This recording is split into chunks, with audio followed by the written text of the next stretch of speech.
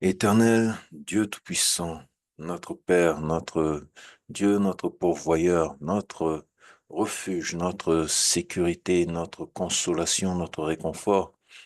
Merci Père de ce que tu nous donnes encore la joie d'être rassemblés sur cette plateforme avec ton peuple.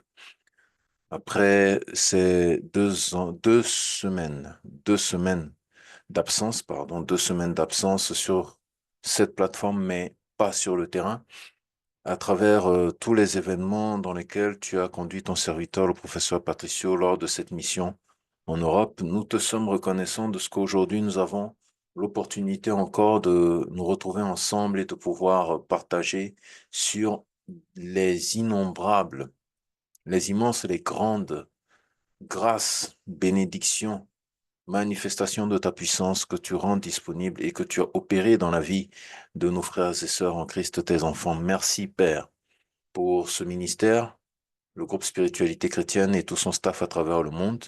Merci de prendre soin de toute leur famille, de toutes leurs activités, de tout ce que tu leur donnes à charge et à responsabilité, surtout dans ce ministère. Merci de ce que tu leur donnes la joie de te servir et la joie profonde de ce que en chaque jour ils peuvent voir davantage qu'ils ont fait le bon choix en s'attachant à ta parole, à ta vérité et en entrant dans le ministère, dans le sacerdoce pour ta gloire. Père, nous te sommes reconnaissants pour ces enfants nombreux qui crient ton nom, qui appellent au secours et auxquels tu réponds. Nous te sommes reconnaissants, Seigneur, de ce que tu nous as donné d'être vivants pour entendre tous les exploits que tu réalises sur le territoire européen. Gloire en soit rendue à ton nom.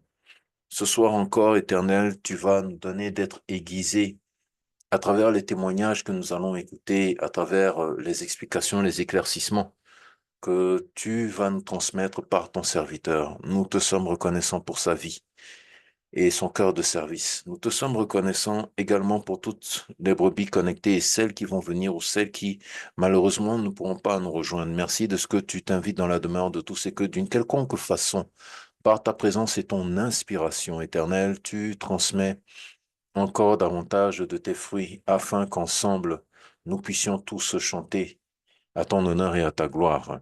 Merci de prendre le contrôle de cette séance de ce soir dans toutes les rubriques. Gloire te soit rendue pour les questionnements, les éclaircissements qui seront transmis. Merci de prendre le contrôle de tout ce qui sera technique et d'en assurer ainsi pleinement, éternel, la réalisation, encore une fois, de ta volonté. Au nom de Jésus-Christ de Nazareth. Amen. Frères et sœurs en Christ, bonsoir et encore une fois, soyez les bienvenus sur cette plateforme euh, du groupe Spiritualité chrétienne. Donc, rapidement, le groupe Spiritualité chrétienne est un rassemblement de serviteurs de Dieu de divers horizons qui ont semblant à cœur de servir l'Éternel à travers le ministère d'intercession, l'enseignement et la délivrance. Alors, pour ce faire, nous avons la joie d'être présents sur plusieurs territoires. Au Canada d'abord, où notre standard et le professeur, selon sa disponibilité, répond au plus 1 438 763 41 87. Aux États-Unis d'Amérique, le pasteur Jesper répond au plus 1 954 548 44 07. Ensuite, le pasteur Pelé au plus 1 346 219 13 23 et la sœur Carline au plus 1 347 301 64 32. En France, le frère Gary est joignable au plus 33 613 47 74 01. Ensuite, le frère Jean-Marie au plus 33 686 15 94 67 et la sœur Jenny au plus 33 603 93 32 29. En République démocratique du Congo, notre doyen, Papa Zéphirin, est joignable au plus 243 813 022 576. En Côte d'Ivoire, le frère Franck répond au plus 225 07 47 29 17 05. Au Bénin, la sœur private est joignable au plus 229 62 02 11 41. Et au Togo, moi-même qui vous parle, le frère Patrick, je réponds au plus 228 93 53 21 93. Bien entendu, frères et sœurs en Christ, toutes ces personnes ici citées ont chacune des obligations, des engagements et des responsabilités qui, selon les moments et les circonstances, pourraient faire qu'ils ne seraient pas disponibles pour vous répondre dans l'immédiat.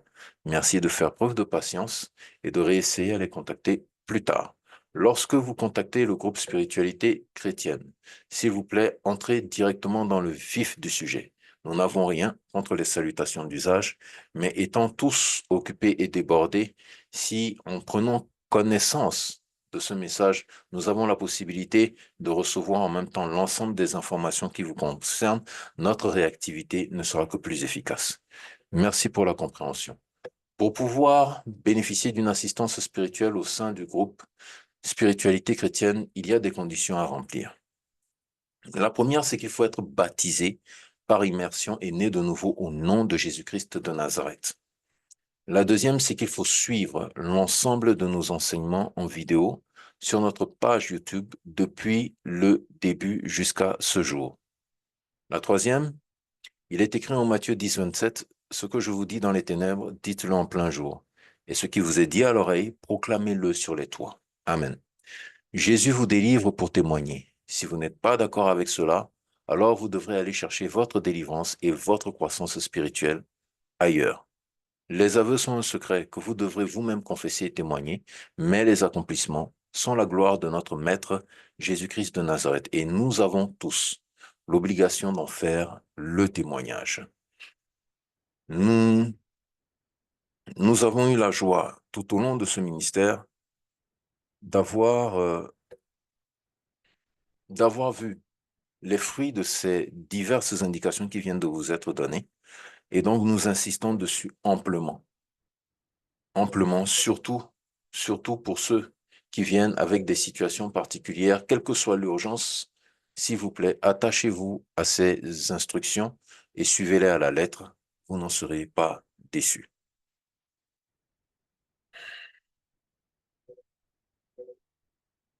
Le groupe Spiritualité chrétienne a ouvert un département à travers lesquels nous recevons toutes les libéralités de tous ceux qui ont à cœur de participer à l'édifice, à la réalisation de l'œuvre de Dieu dans ce ministère. Ce département est baptisé les Bons Samaritains et le responsable de ce département est le frère Gary. Ainsi, pour tout don volontaire, pour toute libéralité, dîmes, offrandes, semences ou autre, merci de contacter le frère Gary par WhatsApp au plus 33 6 13 47 74 01. Les membres de ce groupe sont ceux qui donc sont ceux qui libèrent, ceux qui font des libéralités pour le groupe, qui permettent donc de participer au fonctionnement et à la réalisation de plusieurs actions, autant sur le plan religieux que sur le plan social. Et de ce fait, toutes les personnes qui sont dans ce groupe ont un suivi, bénéficient d'un suivi particulier ainsi que d'une prière, une prière d'intercession qui est faite à leur profit chaque premier vendredi du mois. Donc, n'hésitez pas à le contacter et en aucun cas, jamais, nous ne vous contacterons directement. Si quelqu'un vous contacte de la part du groupe Spiritualité chrétienne ou se fait passer pour quelqu'un qui aurait été délégué par le frère Gary pour vous contacter, pour recevoir vos libéralités de quelconque façon, sachez que si vous êtes dans cette situation, vous n'avez pas affaire au frère Gary, vous n'avez pas affaire à un membre du groupe Spiritualité chrétienne, vous êtes en face d'un escroc. Ainsi, merci de prendre vos dispositions. Nous rappelons à l'audience qu'il est formellement interdit d'écrire aux professeurs et aux modérateurs durant la réunion Zoom sur leurs contacts personnels. Cela dérange et perturbe le bon déroulement de la réunion pour tous les participants. Tous commentaires et discussions doivent passer par le chat de la plateforme Zoom. Tout contrevenant sera expulsé de la réunion. Merci encore une fois pour la compréhension. Nous sommes le samedi 13 juillet 2024. Il est 20 heures temps universel, 22 heures heure de Paris. Et ce soir, nous voulons parler des expériences spirituelles la, de l'exercice sur la prospérité. Et pour ce faire, nous accueillons le professeur Patricio de Jésus. Professeur, bonsoir. Et encore une fois, bienvenue. Merci de nous accorder de votre temps pour partager ce moment de communion, ce moment de partage avec nous. Oui, bonsoir. Est-ce que l'écoute est bonne? Oui, l'écoute est bonne, professeur. Ah, ok. Oui, bonsoir. Vraiment, je suis très heureux d'être une fois de plus parmi vous encore. Après cette longue période que nous avions, je pense, fait deux réunions successives, hein, je pense. Oui, Nous avons- deux week-ends, deux réunions successives ont été ratées, oui. Oui, oui, donc vraiment, j'ai senti ce manque-là d'être. En fait, quand on fait quelque chose, parfois on ne se rend pas compte que ça fait déjà partie de notre réalité. Et une fois qu'on ne le Mhm. fait plus, c'est là où on se rend compte qu'en fait, on peut plus s'en en passer en fait. Donc, je Mhm. l'ai vraiment senti et je suis très heureux d'être aujourd'hui encore parmi vous et pouvoir parler aujourd'hui de tout sauf rien en fait. Nous rendons grâce à Dieu pour votre vie. Nous sommes heureux de vous entendre après ces 2 semaines passées. Ça semblait être long. Alors, comme à l'accoutumée dans toutes nos séances de cette année, nous avons un petit moment en aparté où nous voulons parler un peu de tout. Donc, vous avez intitulé cette rubrique Parlons un peu. Alors, ce soir, professeur, si vous nous parliez justement un peu de ces 2 dernières semaines durant lesquelles le peuple de Dieu ne vous a pas entendu. Ah frère, il y a eu beaucoup de choses. Mhm, D'abord, je remercie Dieu pour le déroulement euh, de la mission, mais il y a eu beaucoup de combats vraiment dans cette mission. Je vais essayer un peu de vous raconter ce que moi j'ai personnellement vécu. mhm, Euh, Vous savez, je devrais être en Allemagne le 27 et être à Paris le 28. Mais je vous dis que j'ai quitté chez moi le 27 pour arriver à Paris le 30 par avion. En fait, je ne sais pas s'il y a un vol par avion qui fait 3 jours. Donc, mhm, ces 3 jours-là, ce n'est pas fait parce que j'ai voulu les faire, mais c'est fait suite aux différents combats que j'ai affrontés, en fait, parce que le plan de départ n'est pas le plan dans lequel toutes les choses se sont exécutées. Je m'explique. Parce que lorsque je quitte ici, là, je prends un billet mhm, de l'Allemagne. Parce que, en fait, avec mon passeport, j'ai le droit d'atterrir dans les sols allemands sans visa. J'ai le droit d'atterrir en Italie sans visa également. J'ai le droit d'atterrir en Hongrie, au pays de Malte, au moins 7 pays comme ça de l'Europe sans avoir besoin du visa. Mais l'avion que mhm, moi j'avais pris ça devait passer en escale en France, donc dans lesquels on devrait changer de vol. Normalement, ce genre de choses comme ça se passe normal. Hein. Tu arrives, vous faites une escale, vous quittez. Ce sont des gates en fait. Vous êtes par exemple dans la gate 30, ton avion va être dans l'autre gate, numéro tel. Ouais, ce sont des gates normalement.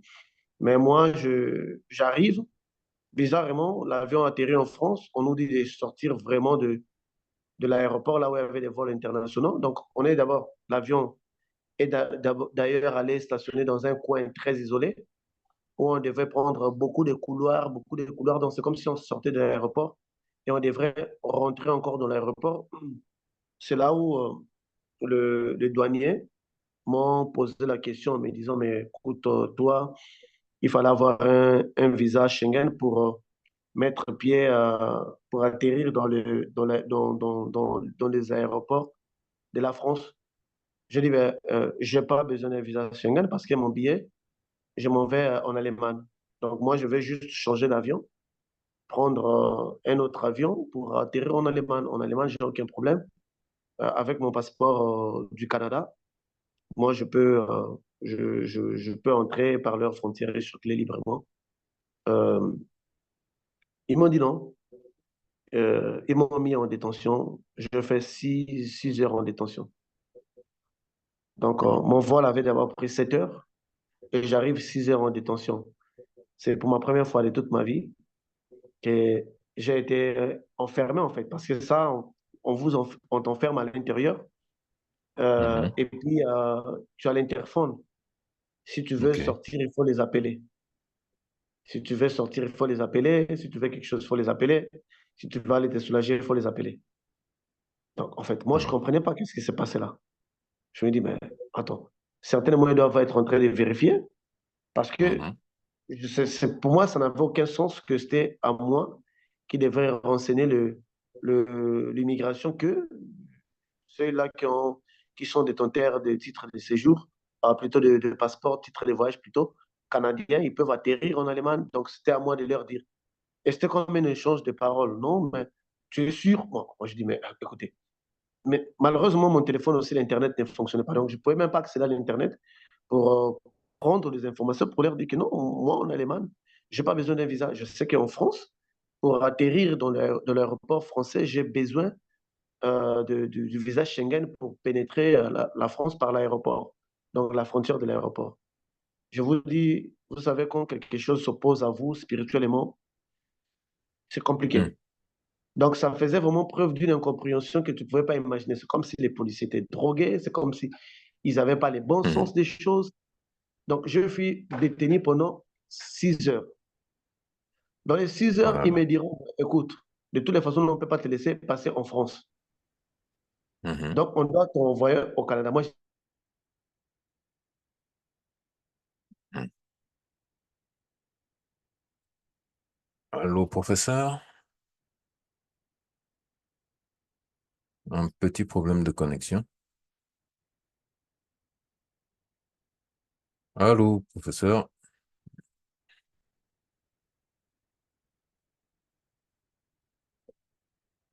Un instant, frères et sœurs, s'il vous plaît.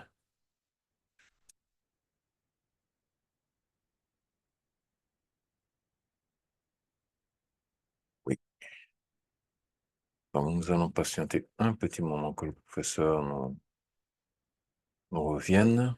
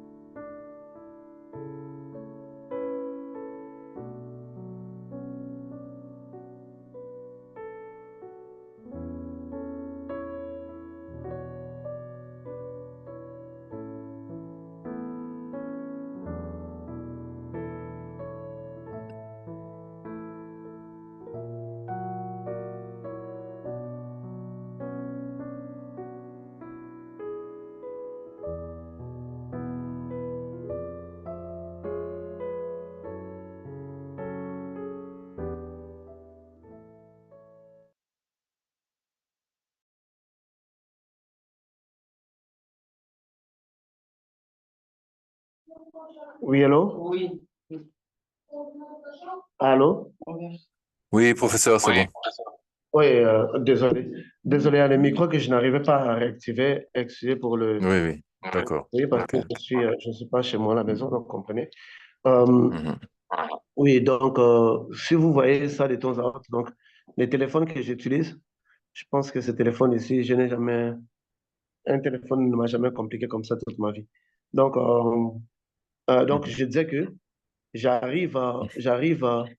ils me disent que non, mais toi, tu dois pour entrer par ce portail ici, il va falloir que tu nous présentes un visa Schengen. Je dis non, non, non. J'ai pas besoin d'entrer par ce portail. Moi, je vais atterrir en Allemagne. Je n'ai pas pris l'avion pour que j'atterrisse en France directement. Je sais que pour atterrir dans les aéroports français, je dois avoir un visa Schengen. Ça, je le sais. Mais vous savez, quand le force du mal s'élève contre vous, c'est tellement compliqué que, c'est-à-dire que tu leur dis une chose et ils comprennent d'une manière différente. Donc, d'où nous Mhm. sommes venus dans une conclusion. Ils ont dit non, mais on préfère que tu prennes un vol direct depuis le Canada jusqu'en Allemagne. Eh ben, je les ai dit, écoute, moi je suis à l'aéroport. Au lieu de me mettre dans un vol pour aller au Canada, pourquoi vous ne me mettrez pas dans un vol pour aller en Allemagne? Mhm. Mais il y avait tellement trop d'incompréhension. Vous savez, dans la mission de Dieu, quand on n'a pas encore vécu ce genre de complications, on peut le lire dans des Bibles, dans la Bible ainsi qu'autres. On ne se rend pas compte de cette opposition-là. Ouais. Le serviteur de Dieu subit une grande opposition, surtout dans les frontières. Vous le verrez même avec l'ange Gabriel, qui n'avait pas pu pénétrer le frontière de Perse, parce qu'il devrait venir, vous connaissez l'histoire de Daniel, l'ange Mhm. Gabriel qui devrait Mhm. venir, Oui, oui. qui devrait venir plutôt vers Daniel. Le roi des Perses l'avait résisté pendant 21 jours, bien que lui-même puisse être un guerrier, parce qu'en réalité, tous les anges qui entrent dans la sphère physique sont des guerriers. Parce qu'après avoir parlé à Daniel, il avait dit à Daniel qu'il doit répartir maintenant les combattre lui aussi. Donc c'est un guerrier, mais on lui avait résisté. Et actuellement, nous savons que beaucoup de gens qui avaient essayé de faire entrer la Bible dans la Corée du Nord ont disparu. Comme ce ne sont pas des citoyens des grandes nations comme des Américains ou bien des Français ainsi qu'autres, on ne parle plus de personnes à faire l'enquête. Mais sinon, pour Mhm. aller évangéliser un autre peuple, entrer dans une autre frontière, il y a toujours des principautés qui s'opposent, il y a toujours des principautés qui te combattent pendant que ces choses-là arrivent. Donc, vous voyez, donc moi, j'ai subi cette opposition-là. Je voyais Paul qui disait, je voulais venir vers vous, mais Satan m'en a empêché. Je ne comprenais pas. Je disais, mais Paul, attends, comment est-ce que Satan va t'en empêcher? Et effectivement, il y a des missions dans lesquelles les diables vraiment met toutes ses forces, en fait, pour vous empêcher de l'accomplir. Et pour moi, ce fut le cas. Alors, donc, pour éviter toutes sortes de débats avec eux, donc, j'ai dû prendre mon vol. Je suis retourné au Canada le même jour. Donc, j'ai fait 14 heures de vol. J'ai appelé les doyens. Donc, je n'ai pas encore appelé les doyens. J'avais d'abord appelé la sœur Jenny. Alors, l'écoute est bonne, parce que si je Oui, vois. tout à fait, nous vous entendons. Et j'avais appelé la sœur Jenny pour lui dire, écoute, bon, moi, je Mhm. rentre. Je rentre d'abord au Canada et puis je vais voir si je vais revenir en décembre parce que ça, il y a un peu de complications au niveau d'ici. Ah, Ok. et la sœur Jenny a dit, ah non, professeur, il ne faut pas rentrer. Si tu rentres là, tu risques de ne pas revenir. J'ai dit Mhm. non, ben, j'arrive. Je savais effectivement si je rentrais à la maison, j'allais plus revenir maintenant. J'ai dit non, mais je dois rentrer. La sœur, elle a fait une réunion ça avec les frères. Ils ont dit non, non, c'est mieux que le professeur n'arrive pas à la maison. Trouve juste un hôtel là, à côté de l'aéroport, comme ça. Il peut encore prendre un autre vol hein, pour venir. Donc, Mhm. je suis allé. J'arrive là. Pendant que j'arrive, je regarde, le doyen me fait un message. Il me dit, professeur, j'ai vu que tu es arrivé, tu étais accueilli par des frères. Comme je suis une personne qui a un sens d'observation, j'ai dit ça, c'est pas mon plan de début. Mon plan de début, je devais arriver en Allemagne, prendre un train. Le frère Jean-Marie devrait venir me prendre la nuit et me déposer à l'hôtel. Mais là, le doyen, dans sa vision, il voit que moi, j'ai été accueilli par des frères et des sœurs. J'ai dit, Mhm. ah, donc il y a un second passage. Je veux passer encore. J'ai dit, ah, donc il ne faut pas que je me décourage. Et effectivement, quand j'ai pris le billet pour l'Allemagne et le frère au niveau de la France, ils ont pris mon billet pour l'Allemagne. Quand ils ont pris mon billet pour l'Allemagne, effectivement, cela s'est passé comme le doyen avait vu. Ah, Qu'est-ce que ben. j'aimerais dire par là? J'aimerais dire que nous avons un Dieu qui parle. Hein. Voilà pourquoi je dis que ici, dans ce groupe, tu ne peux pas aller dans la magie sans pourtant que quelqu'un dans le groupe voie. Tu ne peux pas non plus décéder sans pourtant que quelqu'un du groupe voie. Donc, ce n'est pas possible Mhm. en fait. Donc, c'est dur combat. Et quand j'arrive, imaginez la route par laquelle nous sommes passés. 2 heures après, un avion est tombé sur la même route. Wow. Un petit porteur avec 3 personnes sont morts. Donc, 2 heures juste après notre passage. Un petit porteur est tombé, pas à côté, est tombé vraiment sur la voie goudronnée. Les deux sens là où on passe, là où nous sommes passés. Ça veut dire Et que travailler. si vous n'étiez pas passé plus tôt, votre passage Plutôt, aurait été bloqué. ça nous aurait pris là. Seigneur. Ou bien si même l'immigration au niveau de l'Allemagne m'avait juste pris du temps, ça allait coïncider parce qu'il y avait beaucoup de personnes. Lorsque je suis arrivé, j'ai présenté mon passeport. Elle m'a regardé, elle a juste mis les cachets. Elle m'a dit bon séjour. Toutes Mhm. les personnes qui étaient avant moi, ils attendaient. Il y avait un peu de questions qu'on leur posait. Qu'est-ce que vous êtes venu faire? Combien de temps vous allez rester? Je trouve. Donc moi, j'étais passé. Donc s'il y avait juste eu, si l'agent de l'immigration avait fait un retard, le temps qu'on était arrivé, c'est la sœur Jenny est passée, soit ça serait arrivé pile au poil. Je ne dis pas que c'est tombé pour nous, mais quand même, c'est un peu bizarre que cela se fasse le même jour que moi je suis arrivé. Mhm. On me dépose dans, dans, on me dépose dans l'hôtel. Le frère Jean-Marie, le frère Padricito et le frère Gary sortent. Dès qu'ils sortent, ils sont encerclés par la police. On les sépare trois par trois, un à un, dans un groupe de trois. Et le frère Gary disait, même moi, depuis que je suis, jamais j'ai été interpellé par la police. Euh, Mhm. on les sépare trois par trois, un par un dans un groupe de trois. On pose la question au frère Jean-Marie. On lui pose la question, la personne que vous êtes venu déposer là, c'est qui? Mhm. Ah, Jésus. Le frère Jean-Marie répond, il dit, ah, c'est un grand pasteur qu'on est venu déposer là. On a dit, ah, ok, ok, ok. On les a lâchés, ils sont partis. Mhm. Vous savez, c'est par expérience que je vais le dire, lorsque vous voulez organiser quelque chose, il faut vraiment beaucoup prier. Si Amen. ceux qui sont en France n'avaient pas fait un effort d'endurance, je serais rentré et je serais revenu dans 6 mois. Parce que dans les plans de départ, j'avais pris un billet, on avait déjà pris l'hôtel. Mais tout ça, c'est annulé en fait. Mon billet, je l'ai perdu. Donc, on devait trouver un autre billet pour aller tout comme en retour. Donc, je tiens vraiment à remercier ceux qui sont en France, le staff qui est ici à Paris et ceux qui sont dans les environs pour les efforts qu'ils ont faits. J'ai rencontré des gens, on a eu des séries de baptêmes, je ne sais pas si tu as des images Oui. avec toi, oui. Si tu peux nous balancer sans voix, comme ça.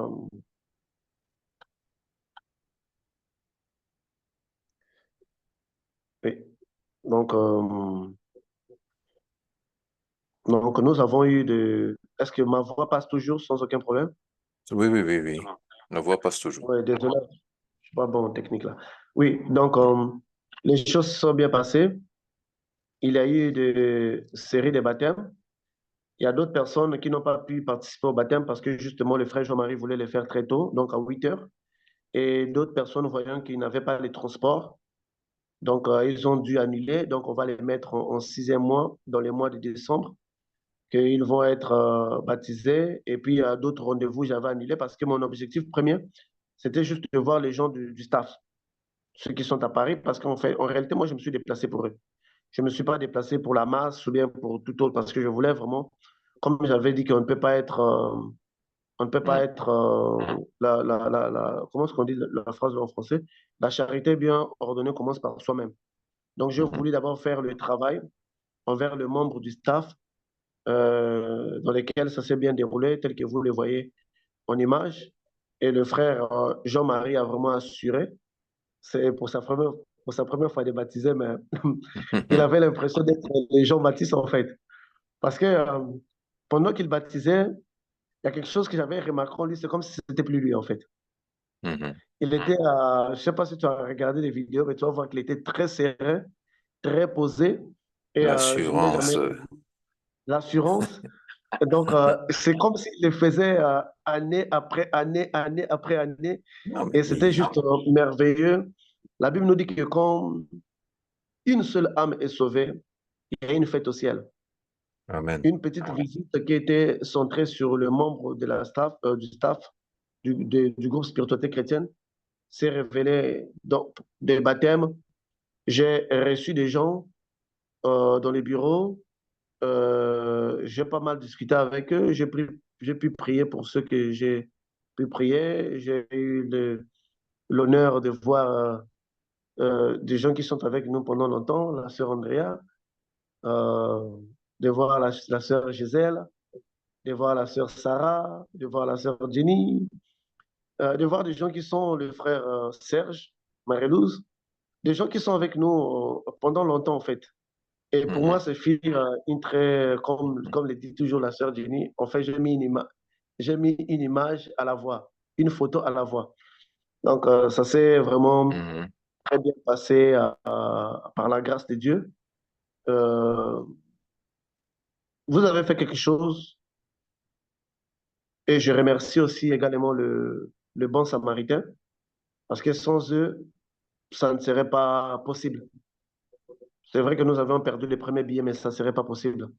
Vraiment que Dieu se souvienne de chaque membre de votre famille. Si un Amen. membre de votre famille devrait se perdre, que Dieu se souvienne que c'est à cause de vous et c'est grâce à vous que les âmes appartenant à d'autres personnes sont sauvées. Vraiment, ce qui s'est passé, moi, je pourrais vous dire que vous pourrez l'utiliser comme étant la prière de Souviens-toi de moi. Souviens-toi de moi que j'ai contribué pour que ton serviteur aille prêcher et que Mhm. pour que ton serviteur aille faire la mission. Donc, pour moi, c'est une grande joie et j'ai beaucoup aimé le mix de la communauté, en fait. Mhm. Donc, les communautés étaient vraiment fusionnées. Il y avait l'évangélisation qui était faite. Donc, chaque personne de sa communauté a pris le soin de passer le message aux gens de sa communauté. Et, euh, et ça, ce n'est qu'une joie. J'ai vu la maman Anne également. Donc, Mais vraiment, nous allons la voir dans les images qui vont venir. Là, vous êtes avec la famille du frère Padrecito, c'est ça? oui, là, je suis avec la famille du frère Patricito. Oui, parce qu'il y a deux familles en gros que j'ai visitées Mhm. directement, parce que les autres sont des célibataires, des grands célibataires d'ailleurs. Euh, Famille en grand nombre, c'est la famille du frère Patricito et Mhm. la famille de maman Anne, entre autres, et sa fille qui avait fait un témoignage, là, vous vous rappelez quand on avait fait une émission là sur le chiffre 40 là, le jeûne de 40, Oui. Lucie, le jeûne de 40 que vous serez tenté dictat. On était en Mhm. famille, nous avons mangé. Ça s'est bien passé vraiment grâce à Dieu. Et je ne peux qu'être joyeux de voir qu'on a fait un grand pas de quitter les virtuels pour les réels, hein, parce que ça fait 10 ans que je suis resté derrière les écrans. Cela pouvait sembler fictif pour certaines personnes quand on leur dit que, écoute, bon, je veux venir. Parce qu'il y a Mhm. plusieurs fois que j'ai fait des ajouts que je n'ai pas pu, en fait. Il y avait toujours eu des obstacles, mais cette fois-ci, j'ai pu.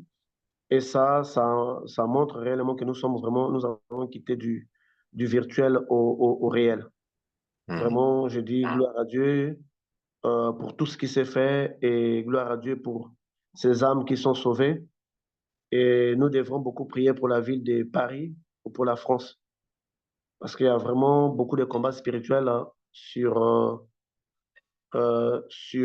l'homosexualité.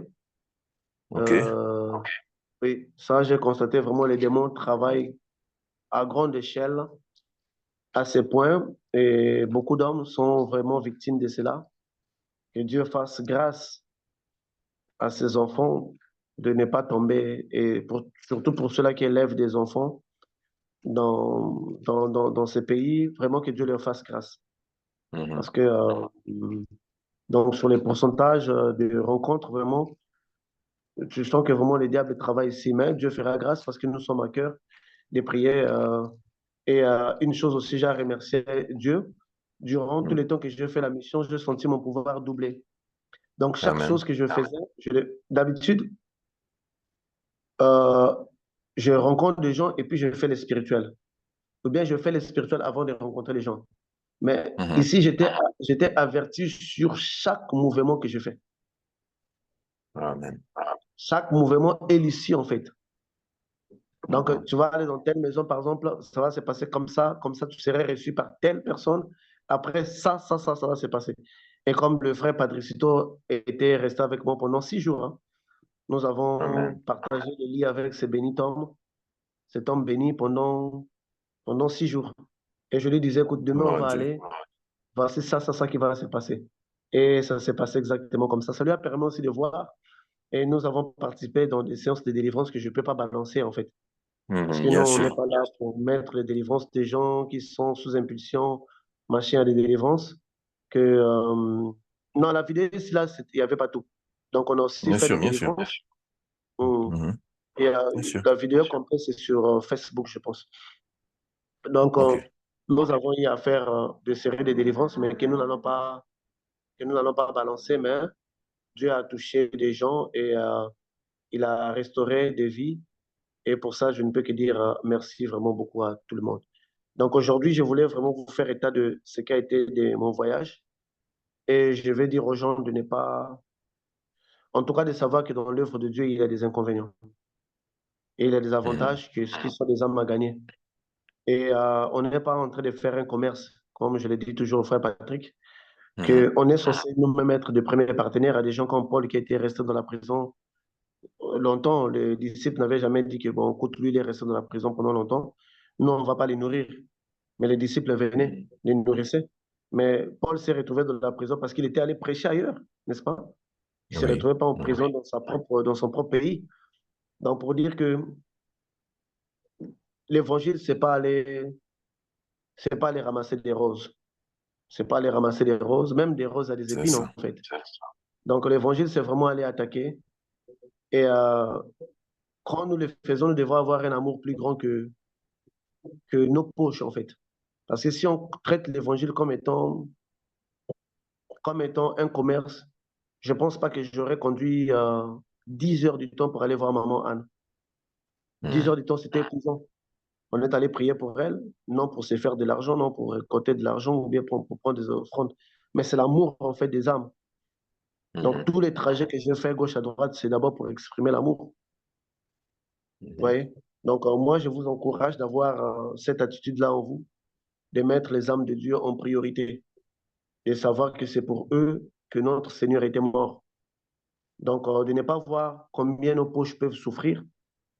Pendant que je suis en mission ici, j'ai des activités qui sont bloquées pendant 2 semaines. Mhm. Mais puisqu'il fallait les faire, je ne pouvais pas rester pour toujours derrière les écrans. Donc, voyons des choses comme ça et Dieu va tous nous bénir, comme j'avais dit. Amen. Merci beaucoup pour ne pas trop te prendre ton temps.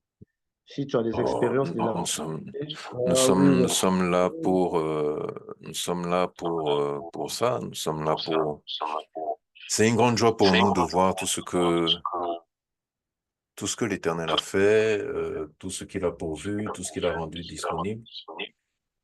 Professeur, il y a un écho à votre niveau. Un écho à mon niveau. Oui. Vous êtes Je sur suis censé... haut-parleur? Oui, je suis sur reparler, mais c'est une Ah, façon pour moi d'accord. D'accord, d'écouter. ok. Donc, Oui. nous remercions Dieu, nous rendons grâce à Dieu pour vos vies et nous rendons grâce à Dieu pour tous ceux qui ont bénéficié de votre présence. Et nous remercions du fond du cœur, effectivement, tous les Samaritains et toutes les sentinelles à l'œuvre, toute l'équipe focale de France qui vraiment n'a pas baissé les bras, n'a pas abandonné et a tenu ferme jusqu'au bout. Vraiment, que l'Éternel vous le rende à tous au centuple.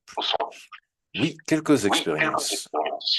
Alors, on en a beaucoup. Je ne les ai pas tous identifiés, mais on va d'abord écouter, puis à la fin, on pourra véritablement savoir qui a parlé, qui a dit quoi, si vous permettez. Oui, oui, oui. Même si on ne peut pas les identifier, mais spirituellement, ils sont identifiés. D'accord. Donc, première expérience.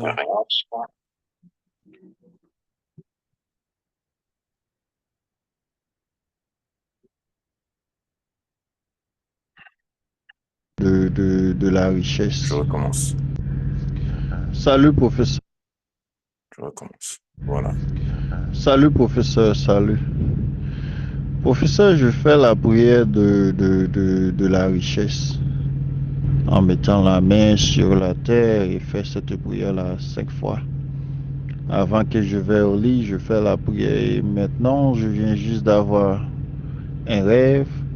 Et dans ce rêve, j'étais en train de marcher quelque part Et tout à suite, il y avait 5 gars que j'ai reconnus lorsque j'étais un petit peu adolescent. Et ces 5 gars-là, 3 étaient ensemble et 2 étaient ensemble.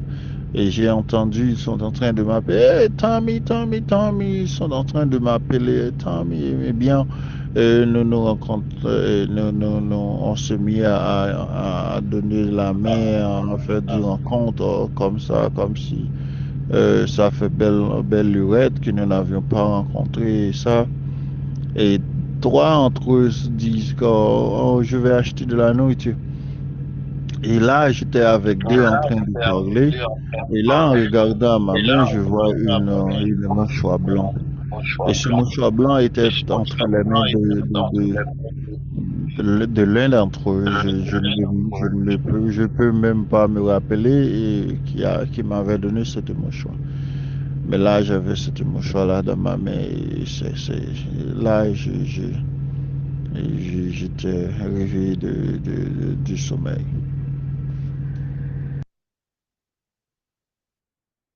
Ok.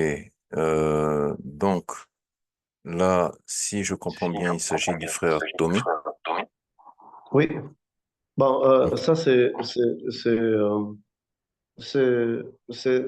bon. C'est une expérience suite à l'expérience aux expériences de la prospérité que nous sommes en train de faire là. Donc, Oui, il a eu la prière du samedi de 2 semaines. Il une ou fallait deux mettre semaines. la main droite et la main gauche Oui, oui, au oui. sol. Oui. Oui, oui. Oui, donc le chiffre 5 de gare qu'il a vu, ça représente juste le chiffre 5. Le mouchoir blanc qu'il a vu, ça représente une nouvelle étape en fait pour sa vie. Amen. Une nouvelle, mais c'est lié au chiffre 5 qui est le travail qu'il est en train de faire. Malheureusement, je n'avais pas eu le temps de lui répondre parce que j'étais occupé, donc j'en profite de répondre à ces personnes au même moment. Amen. Ok. Nous continuons. Bonjour mon frère. Cette nuit, j'ai rêvé que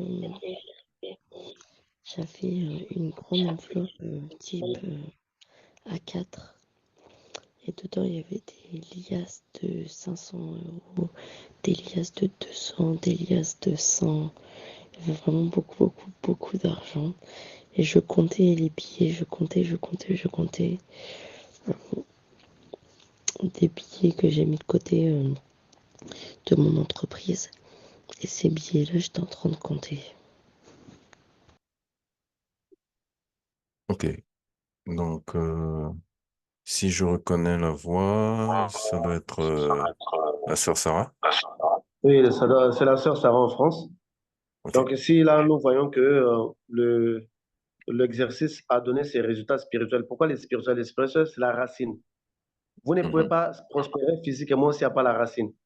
Mhm. Vous le savez, le vache maigre et les vaches grasses, c'était la racine du rêve des Mhm. pharaons, mais que Joseph avait interprété comme étant une condition de la vie de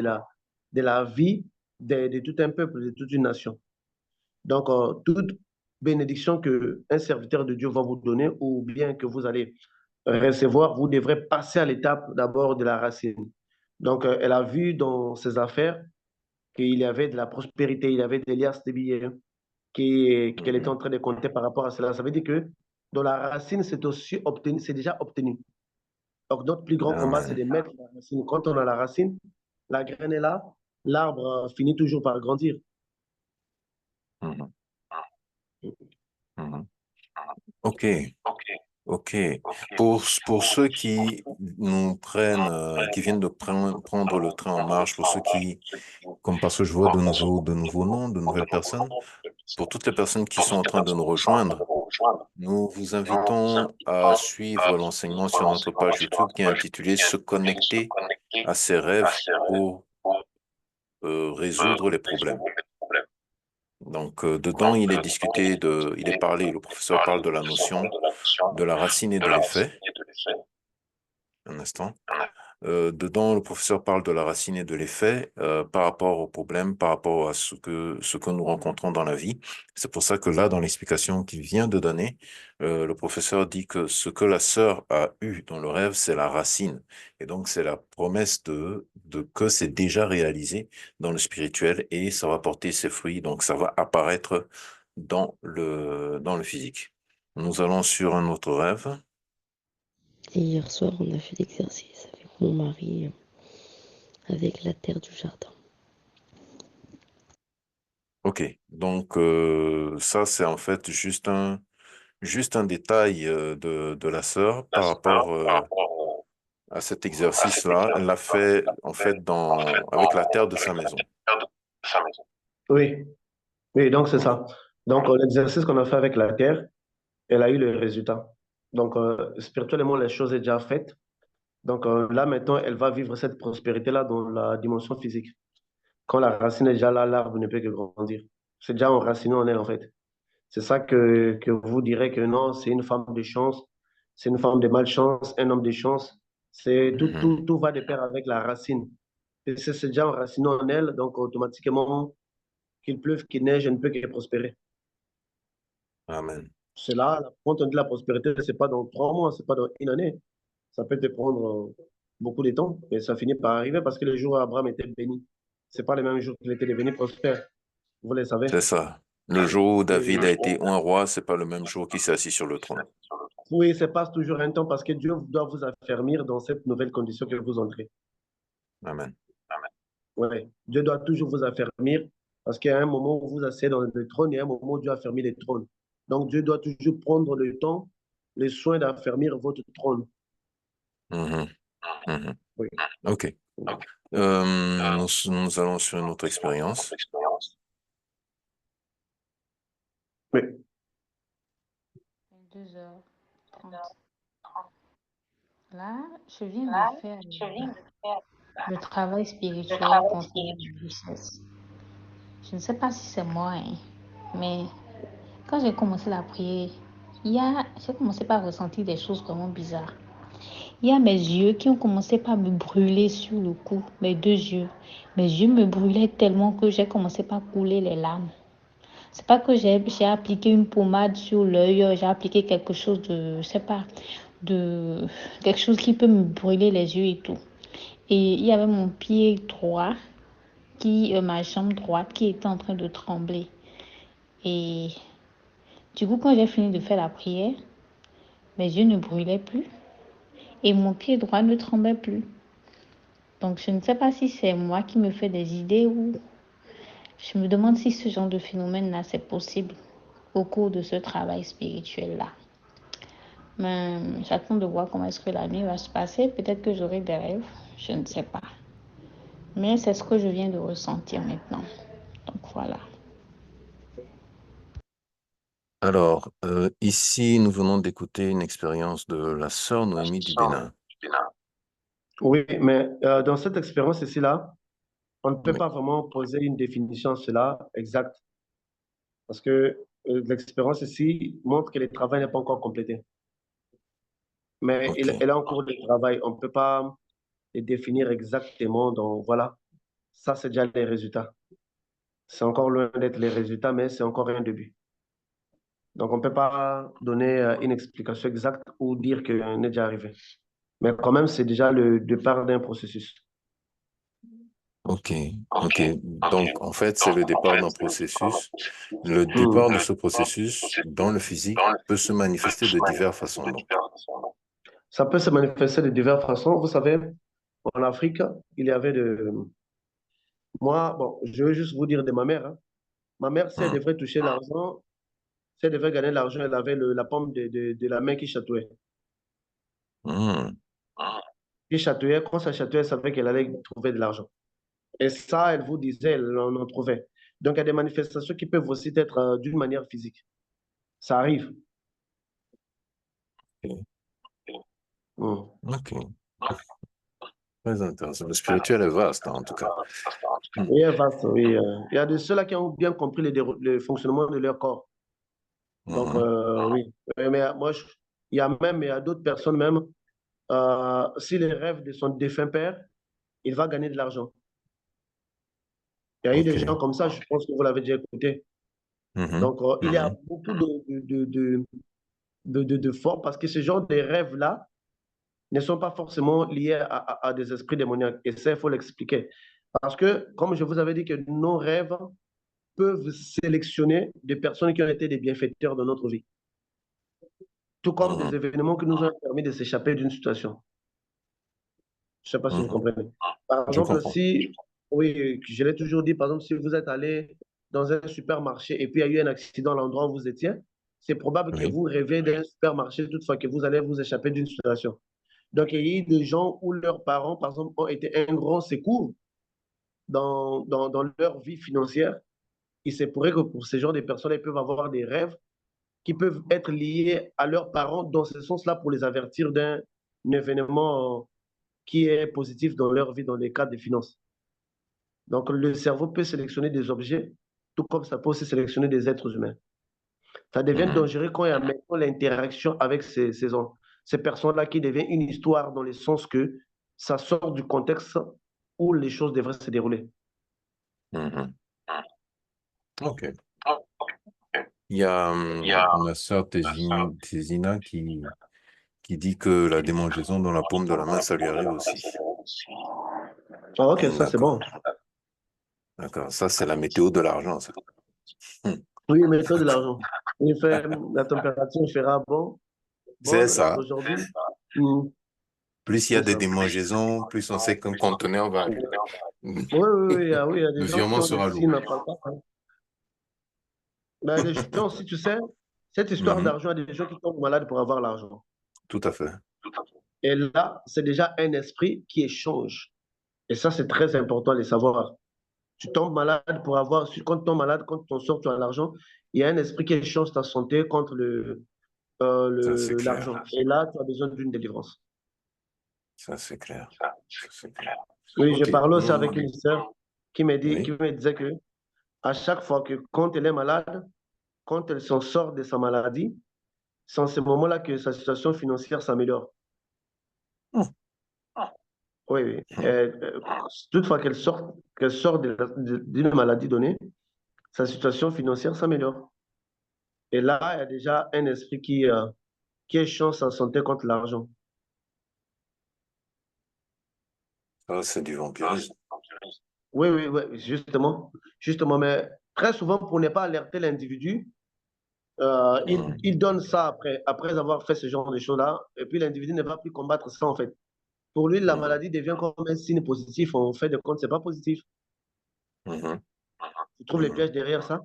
La personne n'aura pas tendance à combattre cela parce que c'est que quand tu tombes malade, l'argent vient. Donc, c'est très dangereux. Hmm. D'accord. Nous passons à l'expérience suivante.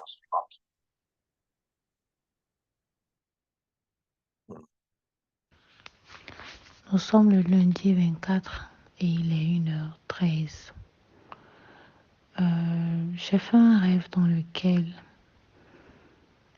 j'étais avec ma petite sœur et c'est comme si on devait aller au marché. Donc, j'étais en train de conduire une ancienne moto. La moto, là, ça n'existe même plus. Et c'était la moto euh, d'un oncle paternel qui est déjà décédé. Et dans le temps, c'était une moto qui était en vogue. Mais cette moto-là, c'est une moto déjà dégradée. Tout. Plus personne ne conduit ce genre de moto actuellement. Donc, je me suis vue avec ma soeur. Je l'avais remarqué derrière. On allait au marché. Et elle me disait de prendre dans l'avant de la maison de ma tante paternelle. Et quand on a pris dans l'avant, j'étais en train de conduire la moto, et puis je me suis rendu compte, mais non, cette moto-là, c'est une ancienne moto, c'est une moto qui n'existe même plus. Et j'ai eu le réflexe de commencer par prier. Et là, du coup, j'ai commencé par dire, au nom de Jésus-Christ de Nazareth, je condamne l'esprit de retard, l'esprit de blocage. Je condamne l'esprit d'ancienneté. Je condamne l'esprit de non-aboutissement. Je priais sur la moto et je déclarais au nom de Jésus que cette moto-là maintenant devient une voiture dans mes mains, que cette moto-là devient une voiture. Et j'étais en train de prier en même temps. Les guidons de la moto se sont changés en volant de voiture. Et là, j'ai commencé par entendre la voix du professeur qui était en train de prier pour moi. Il priait pour moi par rapport à ma situation professionnelle, à ma situation financière. Et quand le professeur était en train de prier, mon pied droit, ma jambe droite a commencé par trembler d'une manière. Et cette sensation-là, je l'ai ressentie quand j'ai fait pour la première fois la prière de la restauration des richesses. J'ai eu peur de cette sensation quand j'ai commencé par faire la prière et là, je viens de comprendre que c'était vraiment un signe palpable. Donc, je bénis vraiment le Seigneur.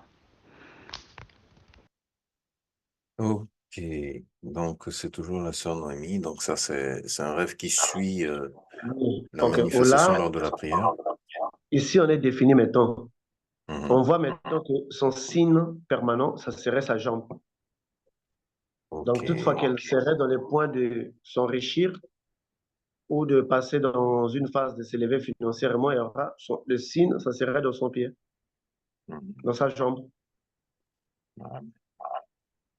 Donc, tu vois, des gens maintenant, comment est-ce que je dis ça, des météos, ils savent maintenant qu'est-ce qui définit leur prospérité, qu'est-ce qui dit que leur prospérité va arriver. Et c'est exactement ça qui s'est passé. Donc, ça, c'est vraiment ça complète en fait.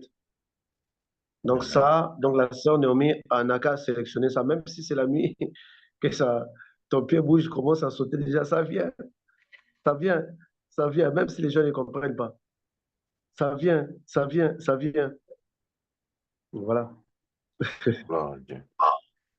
D'accord, nous écoutons une autre expérience. Hmm. Bonjour frère Patrick, bonjour professeur, j'espère que vous allez bien. Aujourd'hui encore, j'ai fait un autre rêve et je reviens vers vous pour vous le raconter. Nous sommes le 25 juin 2024 et je suis dans la première semaine de l'attaque contre l'arbre occulte. Alors, je me suis réveillée à 5 heures, j'ai fait ma prière et après, je me suis rendormie. Et là, dans le rêve, je me suis retrouvée dans ma maison avec mes enfants. J'étais dans la maison, mais le décor n'avait rien à voir avec l'endroit où je vis actuellement. Je me suis retrouvée dans un milieu assez précaire, en tout cas, assez précaire. Et c'était une sorte de cour commune. Il y avait quand même beaucoup de portes dans la parcelle. Et juste à côté de moi, j'avais une voisine. En fait, c'était une maison qui semblait être vide au départ. Ben, je savais pas que cette maison avait fini par être occupée. Et dans la même parcelle, la logeuse vivait également avec nous. Ça, c'est dans le rêve, mais ça n'a rien à voir. C'était quand même assez différent. Et là, j'ai vu que la voisine, que quelqu'un est venu déposer des choses devant ma porte. C'était comme des seaux, des ustensiles de cuisine. Je suis sortie. Je dis, mais qu'est-ce qui se passe? Ici, c'est occupé. J'aurais préféré que vous puissiez mettre de votre côté.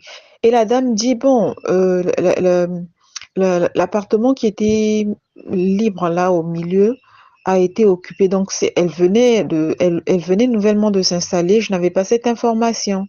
Elle dit donc, j'ai enlevé ce que j'ai trouvé là et je suis venue déposer devant ta porte. Je dis d'accord. Je vais donc trouver un autre endroit où déposer. Et quand je dis d'accord, dans le rêve, je vais donc me souvenir que ces ustensiles de cuisine appartenaient à mon père, bizarrement. Et je vais donc ramasser tout ce que la dame est venue déposer devant ma maison pour aller mettre dans la maison de mon père. Donc, dans ce rêve, je louais dans la même parcelle que mon père. Donc, c'était comme si mon père était parti en voyage. En tout cas, dans le rêve, je ne me souvenais même pas qu'il était décédé. Je ne me souvenais pas qu'il était décédé. C'est comme s'il était en vie et qu'il était parti en voyage, qu'il louait dans la même parcelle que moi. Donc, il était locataire, moi aussi j'étais locataire, mais chacun dans sa maison, en fait. Et donc, j'ai demandé aux enfants de venir prendre ces ustensiles qu'on était venu déposer devant ma maison. Et je suis allée ouvrir la maison de mon père pour aller les remettre là-bas. Et quand j'ouvre la maison de papa, je remarque qu'il y avait vraiment, il y avait un grand bazar, il y avait un grand désordre dans la maison. Et rien qu'à regarder les murs, les toiles d'araignée qui s'étaient installées, en tout cas, je comprenais que papa était parti depuis longtemps, mais depuis fort longtemps. Donc c'est comme s'il était parti en voyage. J'ai donc pris ce qu'il y avait. Vraiment, il y avait de la saleté dans la maison. J'ai même dit, bon, on va quand même dépoussiérer pour essayer d'enlever toute la saleté pour donner un autre décor en fait. Et donc on a déposé ce qu'on avait, les seaux et tout, on a placé au salon. Et après, j'ai quand même eu le réflexe d'aller dans sa chambre. Je me dis, ben tiens, que j'ai d'abord regardé dans la chambre. Bon, ce qui est vrai, c'est que la chambre de papa, dans la réalité, en tout cas à l'époque, moi je vivais avec lui. Papa avait, dans sa chambre, il avait toujours un coin qu'on n'entrait pas, un coin un peu caché. Il avait, comment je veux dire ça, il avait construit euh, une sorte d'hôtel dans sa chambre et c'était un lieu qu'il avait recouvert de tissu, en tout cas. Il avait recouvert cet endroit de tissu, donc ça faisait comme une cabine dans une chambre et il appelait son sanctuaire de prière. Personne ne devait rentrer là-bas puisque papa était occultiste, papa était rosicrucien. Donc, l'instruction était qu'il ne fallait jamais rentrer dans ce coin de chambre au risque de s'affoler ou de voir des esprits, des mauvais esprits là-bas. Et donc, je suis juste allée ouvrir sa chambre pour regarder s'il y avait peut-être lieu de faire le ménage. C'était dans ce sens-là, mais je savais on n'avait jamais accès à son sanctuaire. Et donc, quand j'ouvre la porte de sa chambre, j'étais étonnée de ce que de ce qu'il y avait. Donc je me suis rendu compte que dans sa chambre il y avait mes articles de vente puisque actuellement je fais dans le e-commerce donc il y a pas mal d'articles que je vends et donc dans sa chambre j'ai retrouvé des perruques, j'ai retrouvé des tapis, en tout cas des choses que je vends actuellement. Je dis ben qu'est-ce qui se passe? Comment ça se fait en fait? Et c'était tout neuf. Donc, c'est comme si on venait de les déposer, quoi, nouvellement. Je dis, mais qu'est-ce qui se passe? Et j'ai appelé les enfants. Je dis, non, venez, on va prendre mes affaires, on va les sortir d'ici. Ils sont venus m'aider.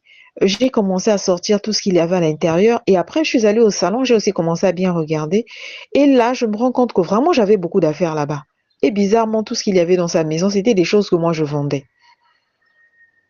Et en grand stock, hein. C'est pas genre on est allé placer en deux tapis, non. C'était en grand stock. Donc c'est comme si sa maison était mon stock, et était mon dépôt, j'allais dire. Je dis, mais ça, c'était des choses que j'avais commencé à vendre. Donc j'ai retrouvé des articles que j'avais vendus il y a longtemps. Mais qui était dans sa maison? J'ai demandé aux enfants, on va sortir tout ce qui m'appartient. On a commencé à sortir. Et au moment où j'étais en train de sortir mes affaires, euh, contre toute attente, j'ai vu ma petite sœur. Dans le rêve, elle ne vivait pas avec nous, ma petite sœur paternelle. Dans le rêve, elle ne vivait pas avec nous. Mais au moment où j'ai commencé à sortir les affaires, ben, c'est comme si elle est apparue en fait. Ah ben Yaya, je suis venue te rendre visite. Je dis d'accord, mais moi je suis en train, j'ai entrepris de sortir tout ce qu'il y a ici. J'ai retrouvé ma marchandise. Et elle, en fait, elle me tenait des discours qui n'avaient vraiment pas de sens. C'était dans le seul but de me distraire, quoi. Et moi, j'étais concentrée sur ce que je faisais. Il fallait que je sorte tout ce que j'avais. Je dis, mais ça, c'est une grande richesse que j'ai ici, mais c'est de l'argent qui était bloqué ici. Mais je me dis, qu'est-ce qui se passe? Et là, les enfants étaient en train de s'activer, en train de sortir. On a tout sorti. On a enlevé la poussière. Et elle était toujours dans son discours. Elle racontait des choses qui n'avaient ni tête, vraiment des histoires qui n'avaient ni tête ni queue. Et je lui prêtais quand même l'oreille, mais j'étais en train de travailler. Je dis, rien ne va me distraire. Et quand j'ai fini, j'ai refermé la maison de papa. donc j'ai pris tout ce que j'avais et je suis allée mettre dans ma maison. Et après cette séquence, c'est mon petit frère du côté maternel que je vois. Il est rentré dans la parcelle avec une voiture. Bon, là, je sais plus, c'est une voiture rouge. En tout cas, une grosse voiture rouge. Dans la vraie vie, mon petit frère n'a pas de voiture et moi non plus, je n'en ai pas.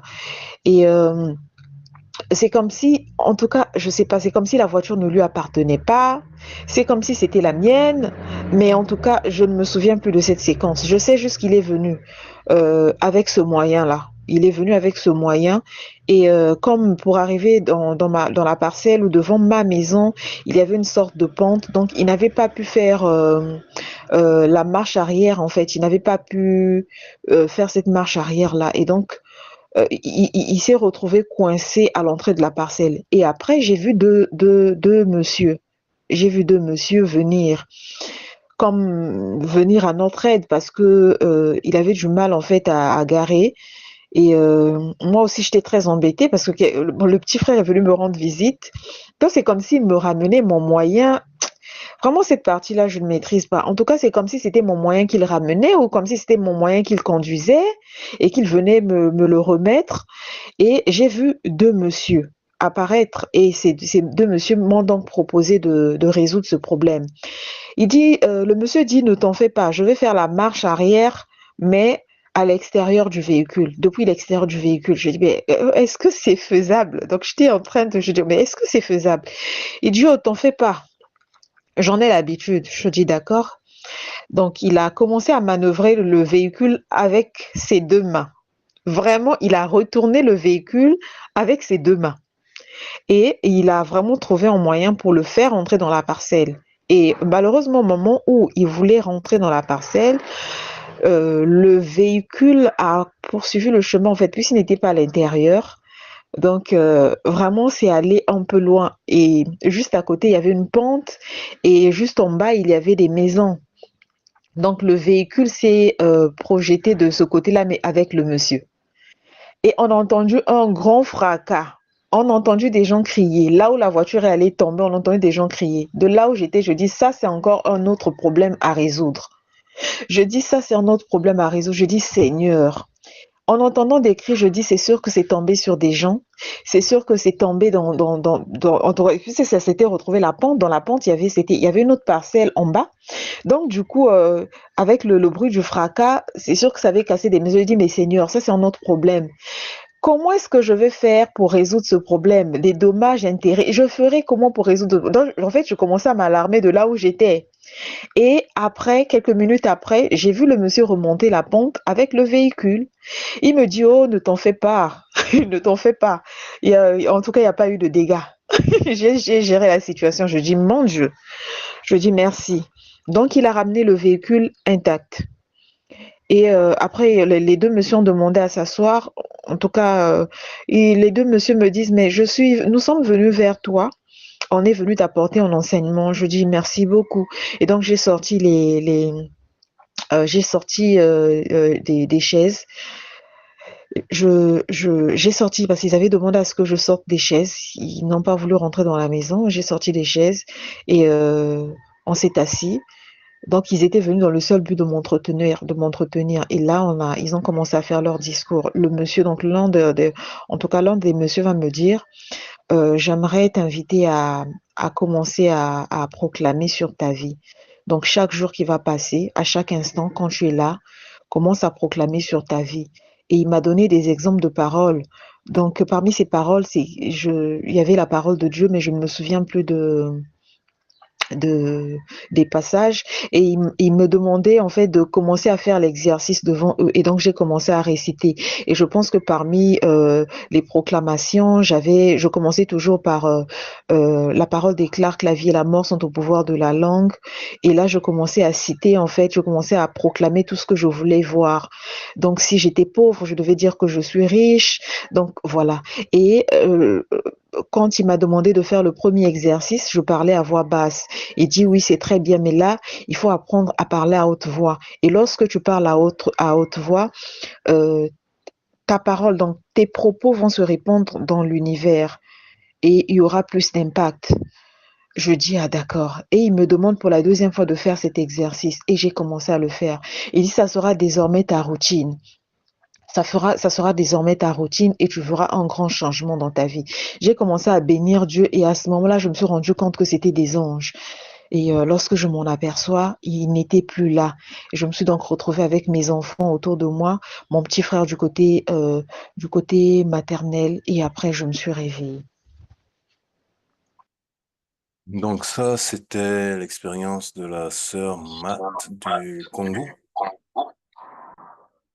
Et, belle expérience. Nous voyons qu'ici, sa richesse a été vendue par son père. C'est pour cette raison qu'on vous dit qu'il y a d'autres personnes qui sont pauvres.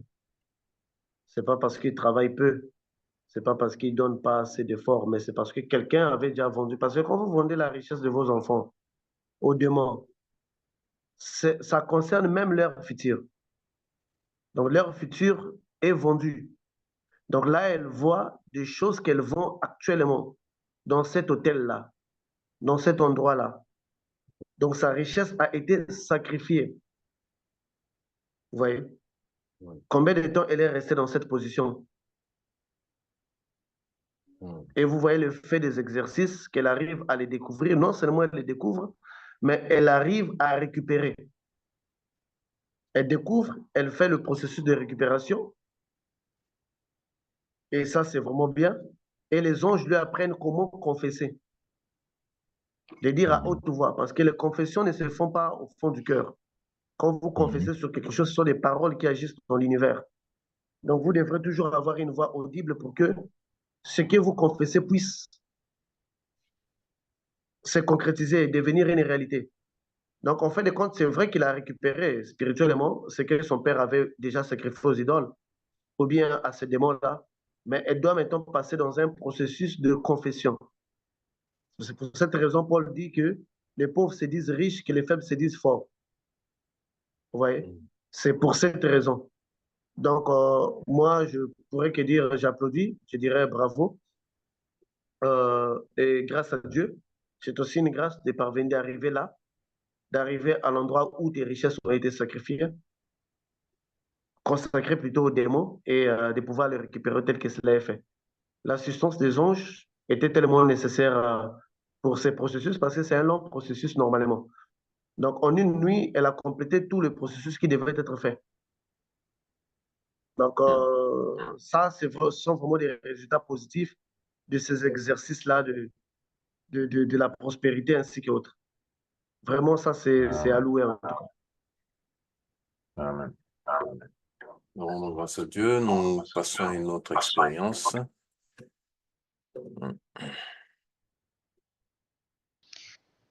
Bonsoir, professeur. Bonsoir, frère Patrick. En tout cas, désolé, je reviens encore vers vous. J'étais en train de, enfin, je suis en train de suivre l'enseignement sur confesser le positif, l'enseignement que vous m'avez envoyé aujourd'hui. Et vraiment, j'ai eu beaucoup de réponses en fait à travers cet enseignement. Et du coup, ça m'a rappelé un rêve que j'ai fait la semaine dernière. C'est vraiment, je n'ai pas eu, je ne me souviens pas de tous les détails de ce rêve. Je ne me souviens vraiment pas de tous les détails de ce rêve. Donc, du coup, j'ai même du mal à le transcrire.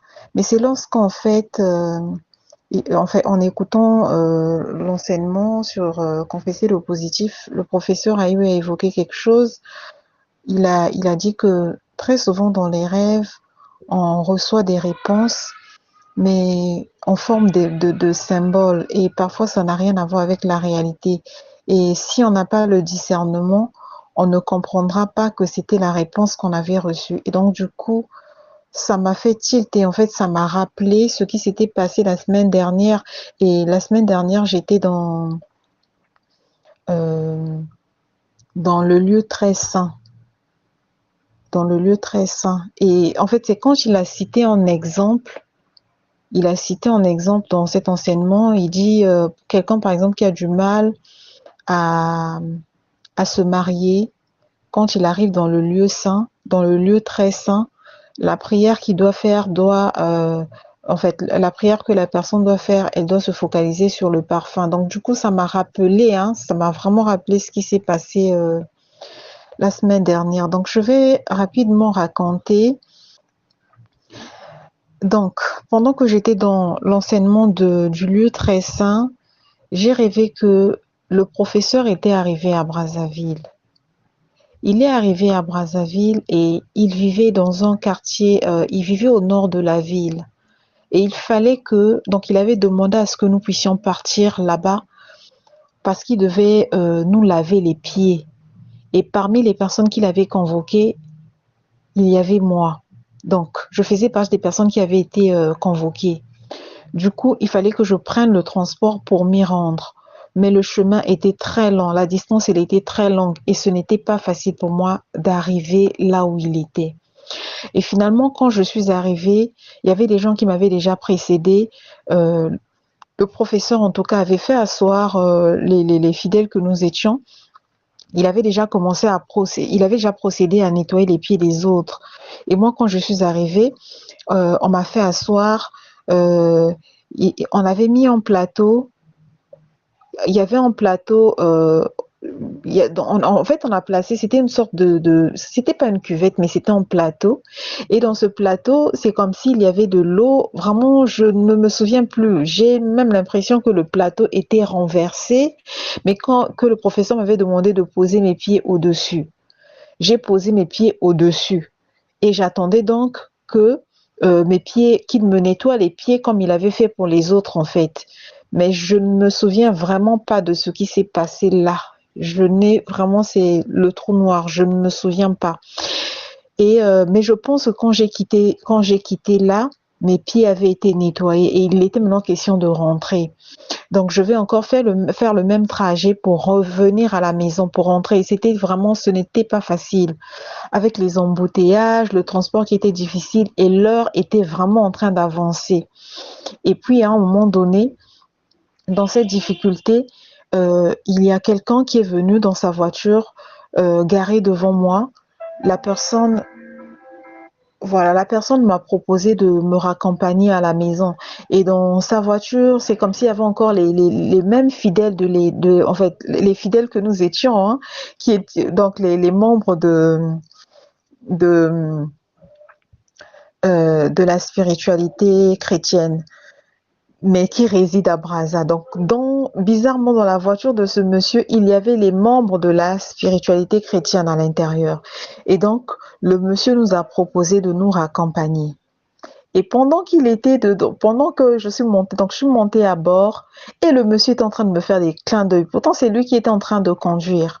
Mais pendant qu'il était en train, en fait, il s'intéressait à moi et j'ai clairement entendu que c'était l'homme de ma vie, en fait. J'avais clairement entendu que c'était l'homme de ma vie. Mais mon esprit je sais pas comment dire. J'ai entendu, mais j'ai fait comme si je n'avais rien compris, en fait. Et après, il y a eu comme une sorte de fusion avec le monsieur. Donc, c'est comme si on pouvait commencer à communiquer avec, c'est comme s'il y avait une sorte de télépathie entre nous. On pouvait communiquer rien que par les regards. Donc, on ne parlait pas, mais on discutait à travers les regards. C'était vraiment étrange. Et le monsieur vraiment m'a aidé à raccourcir le trajet. Et après, je sais plus ce qui s'est passé, s'il m'avait déposé à la maison, si c'était en cours de route pour que je trouve un autre moyen, mais je ne m'en souviens plus. Donc, c'est vraiment des bribes de c'est juste des parties, en fait. Je me souviens juste des parties. Donc, du coup, je savais même pas comment retranscrire cela. Donc, je voulais quand même revenir sur ça. Et je pense que c'est pas anodin. Parce que, frère Patrick, vous m'avez posé la question, vous n'avez pas eu à faire de rêve particulier parce que dans le lieu très saint, on s'attendait à une réponse. Donc, je reviens vraiment avec ça et vraiment désolé, frère Patrick, je ne m'en souvenais pas et surtout que c'est quelque chose qu'il y avait vraiment, c'est tellement éparpillé que je n'arrive pas à reconstituer ce rêve. Donc, c'est un peu ça. Merci beaucoup. Voilà, la sœur Marthe, toujours. Oui, bon, ici, ce qu'on va retenir, que l'homme de sa vie est sur le point soit de venir ou soit qu'il est déjà là. On ne peut pas savoir avec précision, mais au moins, bon, laver les pieds, c'est juste, c'était là, en fait, dans le passé, quand un étranger venait de loin, on lavait ses pieds parce que les gens à cette époque-là marchaient à pied. Et c'était une réception, en fait. Pour recevoir quelqu'un chez vous, parce qu'il a parcouru de longues distances, il fallait laver ses pieds. C'est ce que je vous avais dit aux gens qui l'avaient reçu. Il a dit que vous m'avez reçu, vous n'avez pas lavé mes pieds. Mais cette femme, elle est venue, elle a lavé ses pieds avec le parfum. Donc, c'était une façon d'accueillir les gens qui venaient dans vos maisons vers vous. Donc, c'est un signe positif et surtout qu'il y a l'amour de sa vie, disons, qui se pointe à l'horizon. Donc, qu'est-ce qu'on pourrait dire? On pourrait juste dire que bon amour. Je ne sais pas si ça existe. Bon amour. Douce vie, douce vie. Ok, Ouais, ça fait du bien quand on a attendu pendant longtemps, en fait de compte. Cet homme-là, les spirituels l'attirent maintenant. C'est plus l'effort physique, mais les lois spirituelles vont imposer cette rencontre. Donc, un bon amour. Donc, Amen. Nous passons à une autre expérience encore. Alors, ce soir, frères et sœurs, nous allons vraiment passer le maximum de temps à écouter l'expérience. L'enseignement a été déjà reçu, donc nous allons pouvoir expérimenter davantage à travers ce que nos frères et sœurs ont vécu et ont reçu. Donc, une autre expérience maintenant. Donc, comme je le disais, je vais faire un vocal pour que vous puissiez bien comprendre cela. D'abord, avant de me coucher, avant d'aller au lit, j'ai fait ma prière comme d'habitude et puis j'ai demandé à Dieu, véritablement au maître des rêves, de me ramener de m'emmener vraiment dans le poumon de la création, vraiment de m'emmener à aller véritablement dissoudre vraiment tout pacte, toute alliance, vraiment toute parole que j'ai pu prononcer qui parle contre moi, qui vraiment m'empêche véritablement d'être épanoui, qui m'empêche véritablement de rentrer dans un foyer stable. Donc, vraiment, j'ai prié comme ça, j'ai dit vraiment que le maître des rêves me conduise dans le poumon de la création pour pouvoir dissoudre vraiment toutes ces choses-là. Vraiment le langage que j'ai, les paroles que j'ai eu à prononcer volontairement, vraiment qui sont un gage, vraiment qui m'empêche vraiment de voir la gloire de Dieu. Donc vraiment, j'ai prié comme ça. Et puis quand j'ai fini aussi, j'ai pris la terre, comme on l'a dit. Et puis j'ai prié aussi sur la terre, vraiment pour dire de mettre la main gauche sur la terre, que je fusionne avec les richesses de la terre. Donc j'ai prié, j'ai fait ces deux prières-là et puis je suis allée me coucher. Donc je vais me coucher, je fais un songe.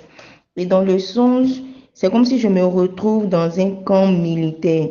Bon, j'ai pas vu les militaires, mais ça ressemblait à un camp militaire. Et donc, quand tu rentres dans le camp, ça ressemblait à une grande ville. Et donc, je vois un monsieur qui m'accoste et qui me donne un courrier à déposer. C'était comme un courrier que je devais déposer. Et quand je regarde, je vois qu'il y a des signatures, beaucoup de signatures sur ce courrier-là. Et je vois que moi aussi, j'ai signé parce que je vois mon nom et je vois que j'ai signé, mais je ne me rappelle pas à quel moment j'ai signé. Mais il me donne ce courrier-là et je devais aller déposer. C'est comme si je travaillais dans l'administration de ce camp que je devais aller déposer. Et dans ce courrier-là, dans ce courrier-là, mon père aussi devait signer. Mon père biologique devait apporter véritablement sa signature. Et donc, quand je suis allée lui remettre pour qu'il pose sa signature, il n'y avait plus de place parce qu'il y a eu tellement de signatures, il n'y avait plus de place pour qu'il puisse signer. On regardait, il n'y avait plus de place. Et arrivé un moment, bizarrement, je n'ai pas vu mon père, mais je ne sais pas, c'est comme s'il était là et puis il ne pouvait pas signer. Et à un moment, j'ai pris le courrier et j'ai commencé à m'attarder sur le courrier. Je savais pas ce qui était écrit, j'ai pas pu lire, mais j'ai vu que le courrier était vieux et était sale. C'était un courrier qui était sale et par endroits même, il y avait des trous à l'intérieur et c'était très sale. C'était une feuille blanche qui était devenue carrément marron, c'était très sale. Et donc, je suis retournée vers le monsieur. Je lui ai dit, mais ton courrier est sale. Je ne peux pas déposer un courrier qui est si sale. Donc, refais le courrier et tu vas venir me remettre pour que je dépose. Il voulait pas, il voulait que moi-même je puisse refaire le courrier. Je lui ai dit non, que je suis très occupée, je suis pressée, je ne peux pas refaire le courrier, que lui-même qui refasse le courrier. Et j'ai déposé, je lui ai redonné le courrier et je suis partie. Et je me suis retrouvée dans une séquence où c'était comme si j'étais, je ne sais pas, à la maison ou quoi, dans la maison familiale. Et mon grand frère, un de mes grands frères, qu'on a perdu de vue, ça fait peut-être 20 ans. Je compte pèse bien mes mots, 20 ans que je n'ai pas vu mon grand frère, parce qu'il y a longtemps, vraiment longtemps, il est dans la même Côte d'Ivoire, mais on ne le voit pas. C'est comme s'il était venu, c'est comme si on l'avait, le vieux l'avait maudit, papa l'avait maudit, et puis il est parti. Et donc, il est venu à la maison, et donc, quand il est venu à la maison, quand il est rentré, le vieux lui a dit, mais pourquoi tu rentres, pourquoi tu viens? Qu'il y a une malédiction qui pèse sur toi, tu ne peux pas rentrer à la maison sans que la malédiction ne soit ôtée, que tu ne peux pas, et il a chassé. Il a demandé de sortir. C'est comme si s'il restait là, il allait mourir. Et donc, il a demandé de sortir. Et quand il est sorti, il a pris, le vieux a pris du riz préparé. J'ai pas compris cet acte-là. Du riz préparé qu'il a versé sur lui, qu'il a aspergé sur lui. Il a aspergé ce riz qui était cuit là sur lui, assez. Et puis, bon, cette séquence-là est finie. Je me suis retournée comme devant le camp encore. Et c'est comme si cette fois-ci, j'étais en train de courir, j'étais en retard, je courais pour rentrer dans le camp. Je me rappelle que j'étais pas très bien habillée, mais je courais pour rentrer dans le camp et le monsieur est venu m'accoster pour me dire, voilà qu'il a fini le courrier et il m'a donné le courrier pour aller redéposer. Je lui ai dit non, que je suis pressée, que je suis occupée. Je ne peux pas aller déposer le courrier, que lui-même il pas déposer le courrier. Il dit, mais qu'il reste les signatures, il n'y a pas de signature de prendre pour aller. Je lui ai dit, donc tu veux que je me prenne le courrier pour me promener chez des personnes d'ailleurs que je ne connais pas et autres pour signer et autres que je ne signe pas, que je suis pressée et que je ne peux pas déposer, qu'il se débrouille. Et je l'ai dépassé, je suis partie. Je me rappelle qu'il était arrêté, il me regardait, je l'ai carrément dépassé, je suis partie. C'est comme si j'étais carrément en retard, je devais aller à une formation. Et donc, quand je suis arrivée à la formation, même, la formation n'avait pas encore commencé, mais il restait plus de place. Les places étaient en train d'être prises, les gens étaient en train de s'asseoir, tout ça. J'avais repéré une place, mais les gens étaient assis. Donc, j'ai pris mon sac, un de mes sacs. Il y avait une dame qui était assise là. Et je suis venue, j'ai déposé mon sac à côté. Je lui ai dit, garde-moi la place. Je vais rapidement prendre ma douche et je reviens. Garde-moi la place.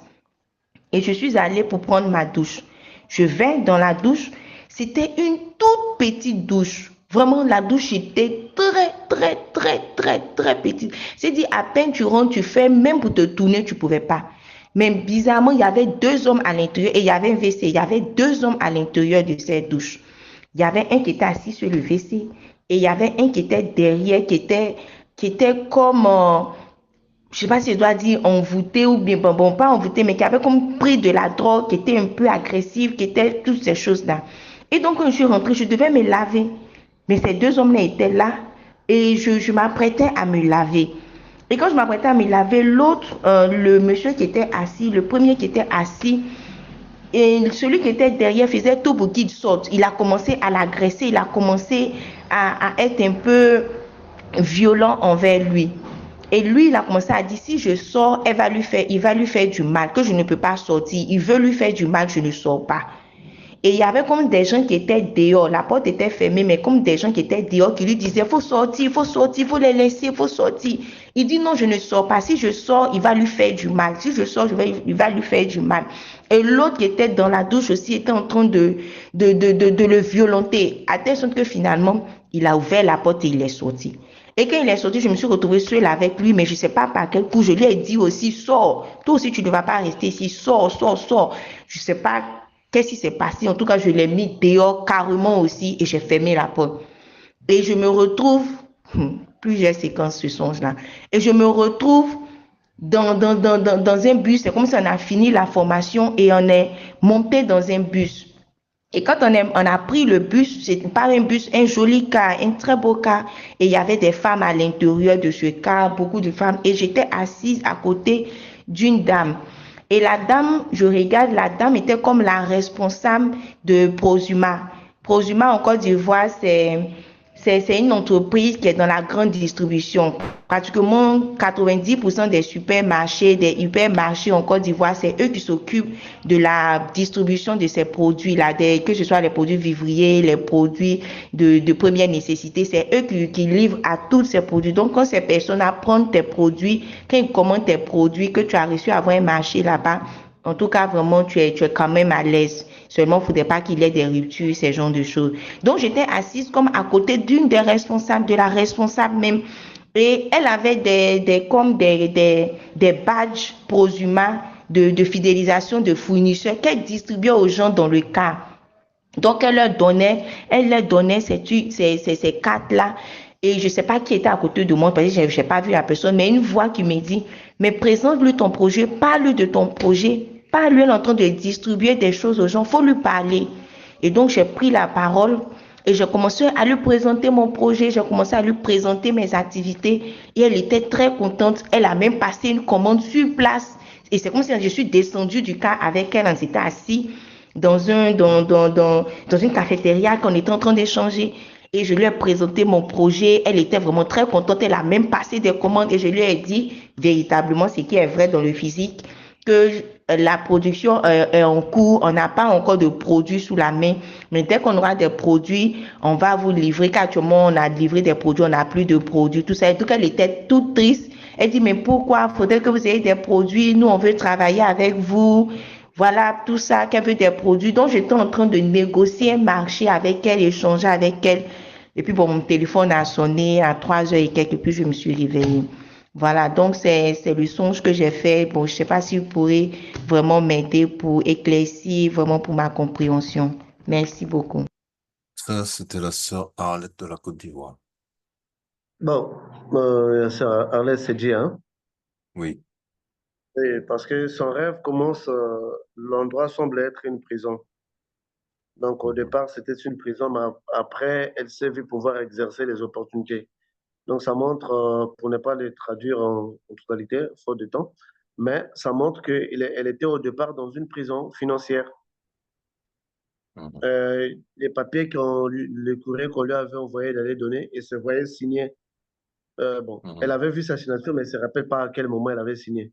La Mhm. signature que nous donnons peut être un engagement, parce qu'un engagement que nous faisons, voilà ce que les gens ne comprennent pas. Toutes les personnes qui vous présentent les opportunités de travail ne sont pas forcément des personnes. OK? Mhm. D'autres Mhm. personnes sont des loges, mais qu'ils veulent que vous apposez votre signature dedans. C'est ça. Et ça, dans le monde occulte, c'est courant. Je peux vous présenter une opportunité de travail. Écoute, je suis par exemple dans tel, est-ce que voudriez-vous échanger vos expériences de finances avec nous, signer? Vous allez signer parce que c'est une opportunité qui se présente à vous. Mais alors que c'est fait parfois par des fins qui ne sont pas, qui sont diaboliques en fait. Vous signez et eux, ils vont prendre ça et vont vous emprisonner. Donc voilà pourquoi il ne faut pas signer sur des choses que vous ne comprenez pas. Mhm. Il ne faut pas signer, même si c'est quelque chose du travail. Il ne faut pas signer comme ça si vraiment vous n'avez pas la certitude. Donc, quelque part, ça montre qu'elle avait signé quelque chose dans lequel, qui lui mettait dans cet endroit, là où elle s'est trouvée. Mais à la fin, nous avions vu qu'elle a commencé à s'en sortir de ces gouffres-là. Donc, nous voyons Mhm. la prison jusqu'à la libération. Qu'est-ce que j'aimerais dire par là? Par ces différentes expériences ici, nous voyons que les situations financières de plusieurs personnes ne sont pas naturelles. Les blocages que subissent certaines personnes ne sont pas des blocages naturels. C'est ça. Donc, ça, c'est vraiment à prendre en compte, en fait, pour juste comprendre que les efforts que nous faisons pour travailler ne suffisent pas. Il va falloir qu'il y ait la chose spirituelle pour pouvoir s'en sortir de ces trous-là. C'est ça. D'accord. Il nous reste pas beaucoup de temps.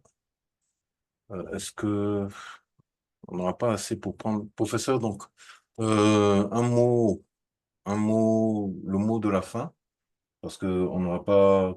les prochaines expériences sont assez longues, nous allons continuer la prochaine fois. OK. En résumé, donc, au regard de tout ce que nous avons écouté, de tout ce que nous avons vu, point central de tous ces témoignages que vous venez d'expliquer, c'est que beaucoup de choses passent par le spirituel, en fait. C'est la Parce qu'on base. on a l'impression qu'on est en train de revivre l'enseignement sur la racine et l'effet, Oui, oui, c'est la base. la racine et le reflet, plutôt, voilà. Mhm. Oui, oui, tout, c'est la base. Le spirituel, c'est la base. Donc, comme je vous dis, vous ne pouvez pas prospérer spirituellement, physiquement plutôt, si la chose ne commence pas dans le spirituel. Mais l'on Mhm. est dans, c'est parce qu'on a, en tout cas, on a plusieurs expériences. Mais dans ce que nous avons écouté, nous avons vu que le spirituel était responsable de leurs problèmes. Donc, alors, Bien imaginez sûr. combien ne savent pas encore que, voilà, leurs problèmes viennent du spirituel. Ils pensent qu'ils ne travaillent pas assez. D'autres pensent qu'ils ne font pas de bons investissements. D'autres pensent qu'ils n'ont pas assez de chances. D'autres pensent que, voilà. Alors qu'en réalité, ce n'est pas tout ça. En réalité, c'est la chose au niveau spirituel que nous devrions réparer, que nous devrions réparer. Donc,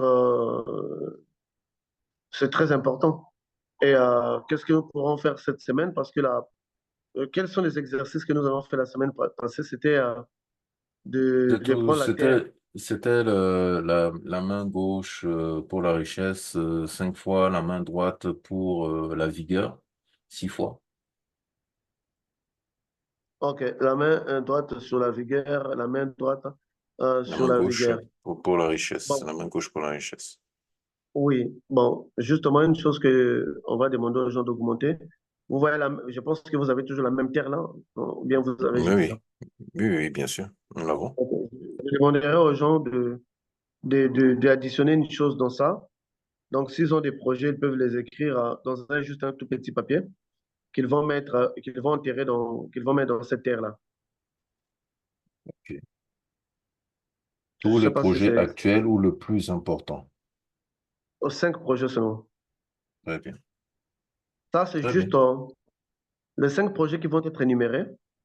Mhm, Ça va permettre à tout un chacun de connaître s'il y a un blocage dedans. mhm. Oui.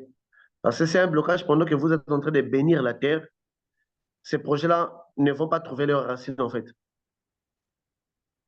Parce que quand vous C'est les ça. mettez, le mot à dire, j'enracine. J'enracine. J'enracine. Mhm. Oui, j'enracine mes projets. Parce que, vous savez, moi, j'avais vu un sorcier qui devrait tuer quelqu'un. Il a écrit son nom dans un papier. Il a commencé à balayer les noms, les papiers, et un peu devant, il a fait un trou. Et lorsque les papiers là entrent dans la terre, il dit, tel que ton nom est entré dans cette terre, ça représente ta tombe, tu ne vas plus vivre. Et après ça, la personne est morte d'un accident de voiture. Vous voyez? Ce sont des gens qui ont travaillé avec la terre. Il a écrit les noms dans Mhm. un bout de papier.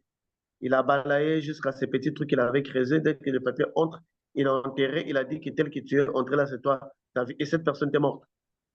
C'était vraiment une Mhm. démonstration de pouvoir de la sorcellerie. Mais en fait, des comptes, ce sont des gens qui connaissent un peu, bon, ils ne connaissent pas consciemment, mais beaucoup de travaux qu'ils font, inspirés par des démons, c'est en connaissance des lois de la nature, Mhm. de la loi spirituelle. Donc, vous, dans votre cas, vous allez enraciner. Parce que quand vous enracinez, si dans ce papier-là, il est écrit votre travail, même si les démons voudraient faire tomber votre travail est enraciné. Mhm. Donc, en même temps, ça enracine et ça vous permet aussi de voir.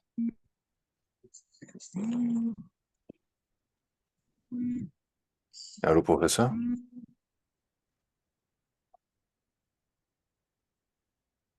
Allô, professeur?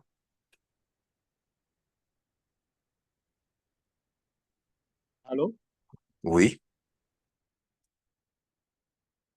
allô? Euh, allô?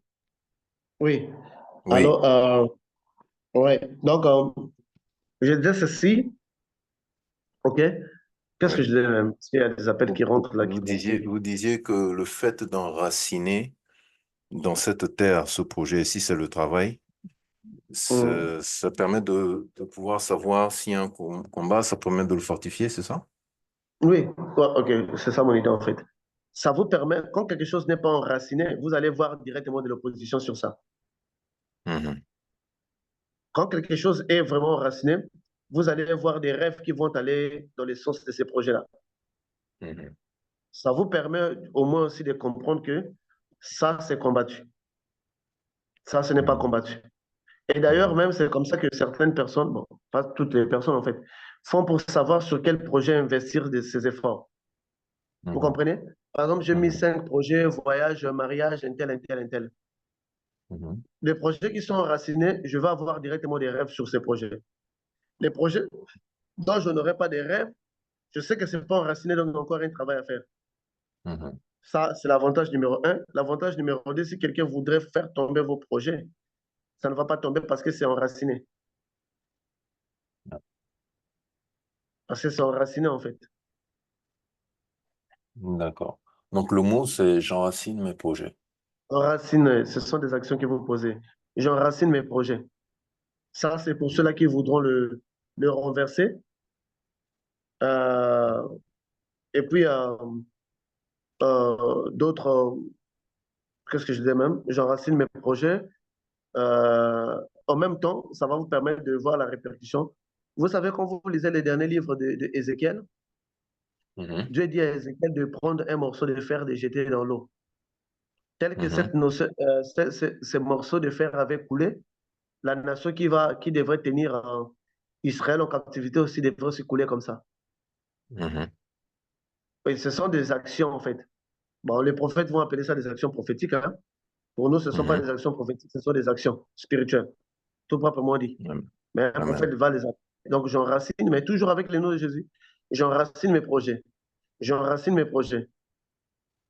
Et donc, pour encore parler un peu de la sorcellerie, parce qu'il y a un peu trop de lois de nature dans la sorcellerie. Il y a des familles, Mhm. ils ont planté un arbre. Mhm. Cet arbre donne des fruits. Chaque Mhm. fois qu'ils font tomber un fruit plutôt, ils disent que c'est la vie d'une personne qui est tombée. Il y a des travaux Mhm. comme ça dans la sorcellerie. Un arbre. Ils plantent. Dans cet arbre-là, là où ils ont planté, ils ont écrit un papier, ils ont écrit les noms presque de tous les membres de la famille. Ils vont planter l'arbre au même endroit. L'arbre va grandir. Quand l'arbre va porter des fruits, chaque fruit qui tombe, que eux ils font tomber, représente la vie d'une personne dans la famille. Mhm. Donc il y a beaucoup de travaux. Oui, il y a beaucoup de travaux comme ça. Donc pour dire que ce sont en fait, ils ont un peu la maîtrise de certaines lois. Bon, pas eux, parce qu'eux-mêmes, ils ne posent pas aussi des questions, ils font juste ce que les démons leur disent. Mais les démons qui les inspirent à faire ça, ils ont une certaine maîtrise des lois. Parce que Satan était déconnecté de la source de Dieu. Donc, il ne peut pas travailler directement avec les pouvoirs de Dieu. Donc, il travaille avec les pouvoirs de la nature. Toutes Mhm. les énergies que Dieu a disponibilisées dans l'homme, dans la nature, c'est ça qu'il utilise pour travailler. Donc, Mhm. c'est le travail d'enracinement. Et je vais encore revenir, même chez les Africains. Vous avez déjà entendu de mamans qui disent que je suis le seul à savoir là où j'ai mis le cordon ombilical de mon fils, là où je l'ai enterré. C'est ça, tout à fait. Oui, c'est un travail qui va aussi avec la terre pour camoufler. Parce qu'il y a d'autres même hein, qui allaient, qui enterraient, mais en reculant, en répartant, ils ne regardent, bon, ils les reculaient, par exemple, ils enterrent et ils partent sans voir l'endroit. Parce que si lui-même ne connaît pas, ça veut dire que ceux-là aussi qui vont les chercher ne vont pas aussi connaître. Mhm. Donc, il y a eu beaucoup de travaux comme ça qui sont faits et vous savez même aussi, il y a des gens aussi qui ont enterré des malédictions dans votre maison, des bouteilles. Et depuis ces jours-là, quelqu'un est malade. Moi, je me rappelle que j'avais marché sur une maladie traditionnelle qui était destinée à ma mère et je n'avais souffert de mon enfance. Donc, vous voyez, ce sont des choses, la terre ne nous donne pas seulement des légumes, mais la terre aussi peut aussi être un espace qui nous permet de planter des choses. Voilà pourquoi très souvent dans la Bible, vous verrez que Dieu prenait la terre à témoin et le ciel à témoin. C'est ça. Donc, professeur, pour terminer, si, c'est-à-dire que on met tous les projets sur une feuille et on la met dans la terre que nous avons prise. Mais pour ces personnes qui n'ont pas pris de la terre, Bon, ils ont qu'à recommencer au début, hein. Nous, on est en train d'avancer avec ceux qui d'accord. sont en train d'avancer. Parce que cette terre dans laquelle vous allez mettre, c'est une terre d'abord que, si vous voyez bien ma démarche, vous avez déjà beaucoup prié pour cette terre. Mhm. Cette Mhm. terre n'est plus la même que vous voyez dans la rue là. Mhm. C'est une terre déjà C'est ça, travaillée. c'est ça. C'est une terre déjà travaillée. Parce que pour Ok. ceux-là qui sont inspirés, ils peuvent voyager pour la première fois dans un pays, ils prennent cette terre-là, ils renversent, ils disent que mes enfants feront leur vie dans ce pays. Automatiquement, ces enfants vont arriver dans ce pays. Ok. Ok. Vous Bien savez compris, pourquoi bien est-ce reçu. que, vous Mhm. savez pourquoi est-ce qu'Abraham avait eu la terre de Canaan pour héritage? Parce qu'il n'avait pas accepté de prendre la terre pour cadeau. Il avait dit, je vais acheter la terre pour la tombe de Mhm. ma femme. Parce Mhm. qu'il avait acheté et Dieu a fini à donner ça à sa nation, à ses enfants. Mhm. Justement, parce que pourquoi je vous parle beaucoup je vous donne beaucoup d'exemples des travaux occultes, parce que beaucoup d'entre nous, avant de devenir chrétiens, on avait eu à faire des rituels. Ok, on avait vu avoir des magiciens demander là où quelqu'un marchait, prends juste la terre de là où il a marché, ramène-moi ça. Je veux faire un travail avec ça. Pourquoi? Parce qu'ils connaissent depuis très longtemps le secret de la terre. La terre, ça peut faciliter votre travail spirituel. Mais tout ça, ce sont des falsifications parce que c'est réellement Dieu a fait ça pour nous. Donc, pour dire que la terre sur laquelle vous posez, c'est déjà une terre que nous disons sanctifiée parce qu'il y a des terres sanctifiées, comme Dieu dira à Moïse. Que la terre là où tu pétines, c'est sanctifié. Tu ne peux pas pétiner avec tes sandales. Mais à quel moment la terre était devenue sanctifiée? Parce qu'il y avait la présence de Dieu. C'est ça. Vous voyez? Parce qu'une terre qui a reçu beaucoup de prières ou qui a reçu beaucoup de travail devient une terre sanctifiée. Mhm. Devient Mhm. une terre sanctifiée. Et normalement aussi, si vous voyez, je vais donner beaucoup d'exemples hein, pour que vous compreniez vraiment. Si vous voyez même, hein, pourquoi est-ce que les musulmans vont prier à la Mecque? Mhm. Pourquoi est-ce que les musulmans, par exemple, Depuis des les gens à l'époque, siècles. oui, depuis les siècles, parce que la terre, là, quand tu poses ton front sur cette terre, tu es en connexion avec cette terre. Mhm. Et c'est pour cette raison que les gens allaient aussi à la terre d'Israël. Mhm. Donc, il y a tant de choses que les occultistes ont utilisées d'une mauvaise manière, mais qu'un enfant de Dieu qui comprend les lois spirituelles et les orientations prophétiques, il peut bien les utiliser pour son avantage. Et d'où on va terminer avec le fameux adage de Jésus qui dit, dans une maison là où on refuse de vous recevoir, secouez la poussière Pied, pied de vos pieds de et vos cette nation sandales. Mhm. sera jugée plus Mhm. que Sodome et Gomorre. Mhm. Donc, Ouais. donc la terre est aussi un témoin pour la simple Mhm. raison parce que nous sommes tirés de la terre. Nous sommes tirés Donc, de il la pose terre. quelque chose dans la terre, il pose quelque chose dans sa propre source. Et C'est souvenez-vous, je ça. vous dis toujours que si tu jettes un déchet dans la source, ça va, si tu es une grande, si tu es comment est-ce qu'on dit ça? Si tu es une grande rivière, tu commets l'erreur de jeter un déchet dans la source, sache-le que ce déchet-là va se retrouver dans la rivière. Ne commets pas cette erreur. C'est pas parce que Mhm. la source elle est petite, tu vas te dire que je vais aller jeter les déchets dans la source. Parce que je Mhm. suis une grande rivière, je suis plus grande que la source. Ces déchets que tu as jetés va se déplacer jusqu'à arriver à la rivière. Donc, c'est lui qui pose. Parce qu'on fait des comptes, cette terre que vous avez prié pour lesquelles, à un certain moment, on va les baptiser même nous-mêmes. Mhm. Ça serait même notre territoire spirituel. Il y a beaucoup de travail que nous allons faire dans ce sens. Merci du Seigneur parce qu'il nous a montré que notre richesse a été attaquée pendant longtemps. Combien d'entre nous avons C'est eu des ça. parents qui disent? Donc, C'est ça. si les parents qui disent ont détruit nos richesses, c'est parce que la richesse est liée à la terre. Quand Dieu va maudire à Adam, la première des choses qu'il avait dit que la terre te donnera quoi? Des épines. Des épines et de ronces. Alors, pourquoi est-ce que quand Dieu veut maudire Adam, directement Dieu s'attaque à la terre? Il dit qu'est-ce que la terre devrait donner. Donc, la terre a contribué grandement à notre malédiction. Je ne sais pas si vous voyez la corrélation. Tout à fait. Tout à fait. Tout à fait. D'accord. Euh, allô, professeur? Allô? Oui. D'accord. Donc, nous allons clôturer donc, sur ces mots, si vous Oui, le oui, permettez. oui, oui. Non, ben, je conclue, je pense qu'il pleuve là. Donc, je suis en train d'essayer de gérer beaucoup d'agendas en même temps.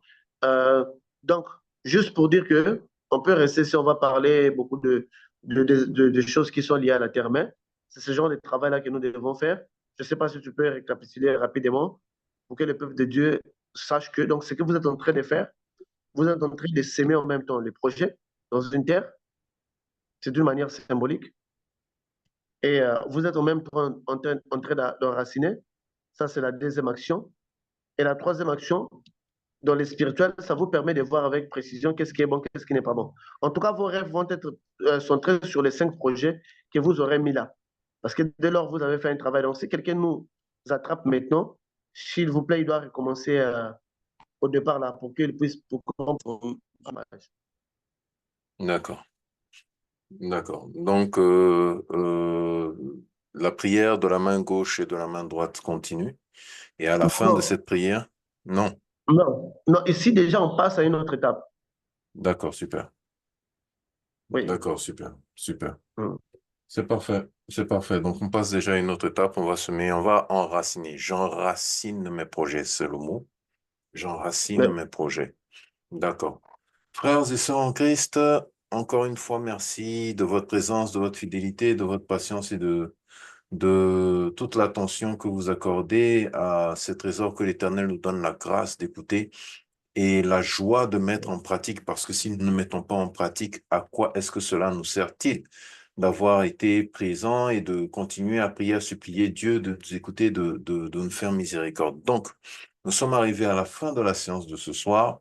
Nous allons nous retrouver déjà demain à partir de 14 heures GMT, temps universel, 16 heures heure de France, pour la prière d'intercession.